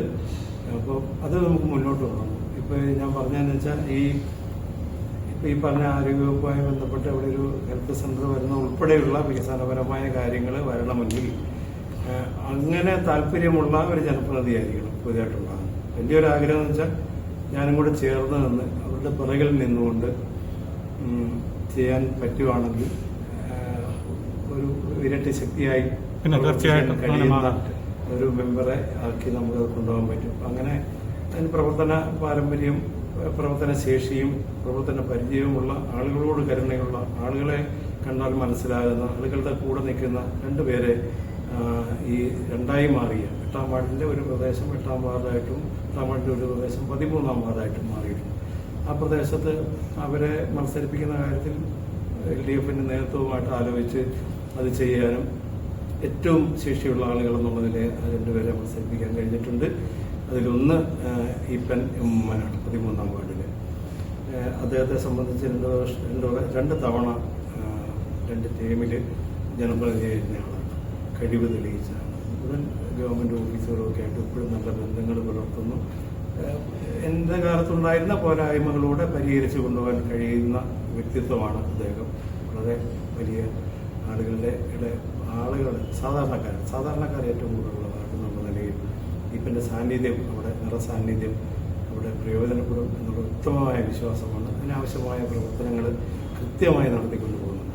അതുപോലെ തന്നെ ഉഷാ പ്രസന്ന എനിക്ക് 8ാം വാർഡിൽ ഉഷാ പ്രസന്ന നേരത്തെ ജനപ്രതിയായിട്ടില്ല. ആ ജനപ്രതിയായിരിക്കുന്ന സമയത്താണ് ഏറ്റവും കൂടുതൽ റോഡുകൾ കോൺക്രീറ്റ് ചെയ്തത്. ഒരു അംഗനവാടി ഉണ്ടായത് തന്നെ ഉഷയുടെ കൂടിയ ശ്രമഫലമാണ്. എനിക്ക് അതിൻ്റെ കൂടെ നിൽക്കാൻ പറ്റിയിട്ടുണ്ടെന്നുള്ള സന്തോഷകരമാണ്. അപ്പം അങ്ങനെ ഒരു അംഗനവാടി കൊണ്ടുവരാൻ പറ്റി. അതിന് സ്ഥലമുണ്ടാക്കാനും അംഗനവാടി കൊണ്ടുവരാനും പിന്നെ അതിൻ്റെ പുനരുദ്ധാരണ പ്രവർത്തനങ്ങളിലേക്കൊക്കെ വരാനും കഴിഞ്ഞിട്ടുണ്ട്. അപ്പോൾ അത് ഉഷയുടെ ഒരു കാഴ്ചപ്പാട്, ആ കാഴ്ചപ്പാടിൻ്റെ ഒപ്പം ഞങ്ങൾക്കൊക്കെ അന്ന് കൂടെ നിൽക്കാൻ പറ്റിയിട്ടുണ്ട്. അപ്പം അങ്ങനത്തെ കാഴ്ചപ്പാടുകളിൽ കൂടെ നിൽക്കാനും കൂടെ നിന്ന് പ്രവർത്തിക്കാനും കൂടെ നിന്ന് അഭിപ്രായം പറയാനും കൂടെ പറ്റുന്ന ഒരു ജനപ്രതിനിധിയാണെങ്കിൽ കൂടുതൽ ഇടപെടാൻ കഴിയും എന്നുള്ള വിശ്വാസമാണ് എനിക്കുള്ളത്. അതുപോലെ തന്നെ 13ാം വാർഡിൻ്റെ ഒരു ഭാഗത്തേക്ക് ചേരുമ്പോൾ 13ാം വാർഡ് മുമ്പുണ്ടായിരുന്ന കോഴിമലക്കുന്ന് ഭാഗം, ആ കോഴിമലക്കുന്ന് ഭാഗത്ത് ഇവിടെ ചേർന്നിട്ട് പുതിയൊരു അംഗനവാടി, ഇപ്പം 8ാം വാർഡ് 2ആകുമ്പം 8ാം വാർഡിൽ ഒരു അംഗനവാടി, 13ാം വാർഡിൽ ഒരു അംഗനവാടി എന്നുള്ള രീതിയിലാക്കി ചുരുങ്ങും. ഇതിനെക്കാട്ട് ഒന്ന് അപ്പോൾ ഒന്നുകൂടെ വേണം. അതിന് പോപ്പുലേഷന് ഒരു അംഗനവാടിയുണ്ട്. ആ ഒന്നുകൂടെ വേണ്ടത് യഥാർത്ഥത്തിൽ കോഴിമലക്കുന്ന് ഭാഗം ചേർന്ന് വരികയാണെങ്കിൽ നല്ലതായിരിക്കും. ഇഞ്ചക്കാട്ടുകുന്ന് ഭാഗം ചേർന്നതുണ്ട്. അപ്പോൾ ആ കോഴിമലക്കുന്ന് ഭാഗത്ത് അങ്ങനെ ഒരു അംഗനവാടി പ്രവർത്തിപ്പിക്കുന്നതിനാവശ്യമായ തീരുമാനമെടുക്കണമെന്നുള്ള പഞ്ചായത്ത് കമ്മിറ്റിയിൽ ഞാനത് റെസൊല്യൂഷനായിട്ട് അവതരിപ്പിക്കുകയും ആ തീരുമാനം പഞ്ചായത്ത് കമ്മിറ്റി ഏകകണ്ഠമായി അംഗീകരിച്ചിട്ട് ICDSനോട് ആവശ്യപ്പെടുകയും ചെയ്തു. ആ വാർഡ് നിലവിൽ വരുന്നതിന് മുമ്പ് തന്നെ അതിനുള്ള കാര്യങ്ങളെല്ലാം നമ്മൾ ചെയ്തു. അത് ചെയ്യാൻ കഴിഞ്ഞിട്ടുണ്ട്. ഇനി വരുന്ന മെമ്പർമാരാണ് അതിന്റെ കൂടുതൽ കാര്യങ്ങൾ ചെയ്യേണ്ടത്. അങ്ങനെ ചെയ്യാൻ പറ്റുന്ന ആളുകളെ കണ്ടെത്തണമെന്നുള്ള അഭിപ്രായമാണ്. സ്ഥാനാർത്ഥികൾ ആരും മോശമല്ല, എല്ലാവരും നല്ല സ്ഥാനാർത്ഥികളാണ്, എല്ലാവരും നല്ല കാഴ്ചപ്പാടുകളോടുകൂടി തന്നെ പ്രവർത്തിക്കുന്ന ആളുകളാണ്. എല്ലാവരെയും എനിക്ക് വ്യക്തിപരമായും അറിയാവുന്നതാണ്. എന്നാൽ ഇവരെ കൊണ്ടത് നടക്കും എന്ന ബോധ്യം എനിക്ക്. എൻ്റെ ഒരു പ്രധാന പ്രശ്നം എനിക്കൂടെ കൂടെ നിന്ന് അവരോടൊപ്പം നിന്ന് പ്രവർത്തിക്കാൻ കഴിയുമെന്നുള്ള ഒരു ആത്മവിശ്വാസവുമുണ്ട്. അതുകൊണ്ട് ഈ പറയുന്ന ഈപ്പൻ എമ്മിനെ 13-ാം വാർഡിലും 8-ാം വാർഡിൽ ഉഷാ പ്രസന്നനെയും ജയിപ്പിക്കണമെന്നുള്ള ഒരു അഭ്യർത്ഥന ഞാൻ വെക്കുകയാണ്. സാധാരണ ഞാനൊരു നമ്മുടെ ഗ്രൂപ്പിലോ വേറെ ഒരിടത്തും ഒരു പോസ്റ്റും അങ്ങനെ ഇടാറില്ല. എല്ലാവരുടെയും ഗ്രൂപ്പ് എന്നുള്ള നിലയിലും എല്ലാവരുടെയും മെമ്പർ എന്നുള്ള നിലയിലും എല്ലാവരുടെയും സുഹൃത്തും സഹോദരനും എന്നുള്ള നിലയിലാണ് ഞാൻ നിന്നിട്ടുള്ളത്. ആ സ്നേഹവും വാത്സല്യവുമെല്ലാം നിങ്ങൾ എനിക്ക് തന്നിട്ടുണ്ട്. ഇത് പറയുന്ന സമയത്തൊക്കെ വളരെ വലിയ ശാരീരികവും മാനസികവുമായ രോഗാതുരമായ പ്രശ്നങ്ങളിൽ കൂടെ തന്നെയാണ് ഞാൻ കടന്നു പോകുന്നത്. അപ്പോൾ അതെല്ലാം ഉണ്ടെങ്കിൽ പോലും ഈ ഭാവിയിൽ വരുന്ന വികസന പ്രവർത്തനങ്ങളെല്ലാം ചേർന്ന് നിൽക്കാൻ എനിക്ക് കഴിയുമെന്നാണ് കരുതുന്നത്. മുഴുവൻ വീടുകളിലും എനിക്ക് കയറാൻ പറ്റും. വളരെ ചുരുക്കം വീടുകളിൽ മാത്രമേ വോട്ടഭ്യർത്ഥിച്ച് കയറാൻ പറ്റിയിട്ടുള്ളൂ. അത് ആരോഗ്യപരമായ പ്രശ്നങ്ങൾ കൊണ്ട് തന്നെയാണ്. പലയിടത്തും നടന്നു കയറാൻ പോലും പറ്റാത്ത അവസ്ഥ എന്ന് ഇതിലിപ്പോൾ പറയുന്നത് ശരിയാണോ എന്ന് എനിക്കറിയില്ല. അതുപോലെ തന്നെ മറ്റൊരു വളരെ വലിയ കഠിനമായ വേദന ഉണ്ടാക്കുന്ന എൻ്റെ സഹോദരൻ്റെ ആരോഗ്യ പ്രശ്നവുമായി ബന്ധപ്പെട്ടാണ്. അവിടെയും ചികിത്സ വളരെ മോശപ്പെട്ട ഒരവസ്ഥയിൽ കഴിയുമ്പോൾ അവിടെയും പോയി വരേണ്ടതായിട്ട് വരുന്നത് തമിഴ്നാട്ടിലെ ചികിത്സയാണ്. പോയി വരേണ്ടി വരുമ്പോൾ അവസാന ദിവസങ്ങളിൽ, തെരഞ്ഞെടുപ്പിൻ്റെ അവസാന ദിവസങ്ങളിൽ പലപ്പോഴും വാർഡിൽ സജീവമായി നിന്ന സ്ഥാനാർത്ഥികളുടെ ഒപ്പം വീട് കയറാൻ കഴിഞ്ഞിട്ടില്ല. അത് ക്ഷമിക്കണം. എല്ലാ കാലത്തും എപ്പോഴും ആരോഗ്യമുള്ളിടത്തോളം കാലം മരണം വരെയും നിങ്ങളോടൊപ്പം 43 വർഷം മുമ്പുണ്ടായിരുന്ന സുധൻ എന്ന ഈ കുട്ടച്ചൻ ഉണ്ടാകുന്ന ഉറപ്പ് നൽകിയിട്ടുണ്ട്. എല്ലാവിധ സഹകരണവും സഹായവും നിന്ന എന്നെ തോളോട് തോൾ ചേർന്നു ഉമ്മ വെച്ച് വളർത്തിയ എൻ്റെ അമ്മച്ചിമാർ, വാർഡിലെ വിവിധ ജനവിഭാഗങ്ങൾ എല്ലാവർക്കും ഇതിൽ കൂടി നന്ദി രേഖപ്പെടുത്തുന്നു. അതോടൊപ്പം തന്നെ എല്ലാവരും ഈ തെരഞ്ഞെടുപ്പിലേക്കും നിങ്ങളുടെ ശ്രദ്ധ ക്ഷണിക്കുകയാണ്. നമ്മുടെ വാർഡ് കൂടുതൽ നന്നാവണം, നമ്മുടെ പുതുപ്പള്ളി കൂടുതൽ വളരണം. അതിനാവശ്യമായ സ്ഥാനാർത്ഥികളുടെ പേരുകൾ ഞാൻ പറഞ്ഞു. എനിക്കിഷ്ടമുള്ള, ജനങ്ങൾക്കിഷ്ടമുള്ള സ്ഥാനാർത്ഥികളാണെന്ന് നിങ്ങൾക്ക് ബോധ്യപ്പെടുന്നുണ്ടെങ്കിൽ നിങ്ങളുടെ താല്പര്യമാണ്.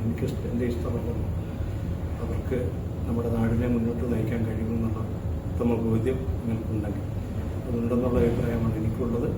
വ്യക്തിപരമായി നിങ്ങൾക്കതുണ്ടാകുന്നുണ്ടെങ്കിൽ ഈ രണ്ടുപേരെയും വളരെ വലിയ ഭൂരിപക്ഷത്തിന് ജയിപ്പിക്കണമെന്നുള്ള വളരെ വിനീതമായ ഒരു അഭ്യർത്ഥനയും കൂടെ വെച്ചുകൊണ്ട് എല്ലാവർക്കും നന്ദി, നമസ്കാരം.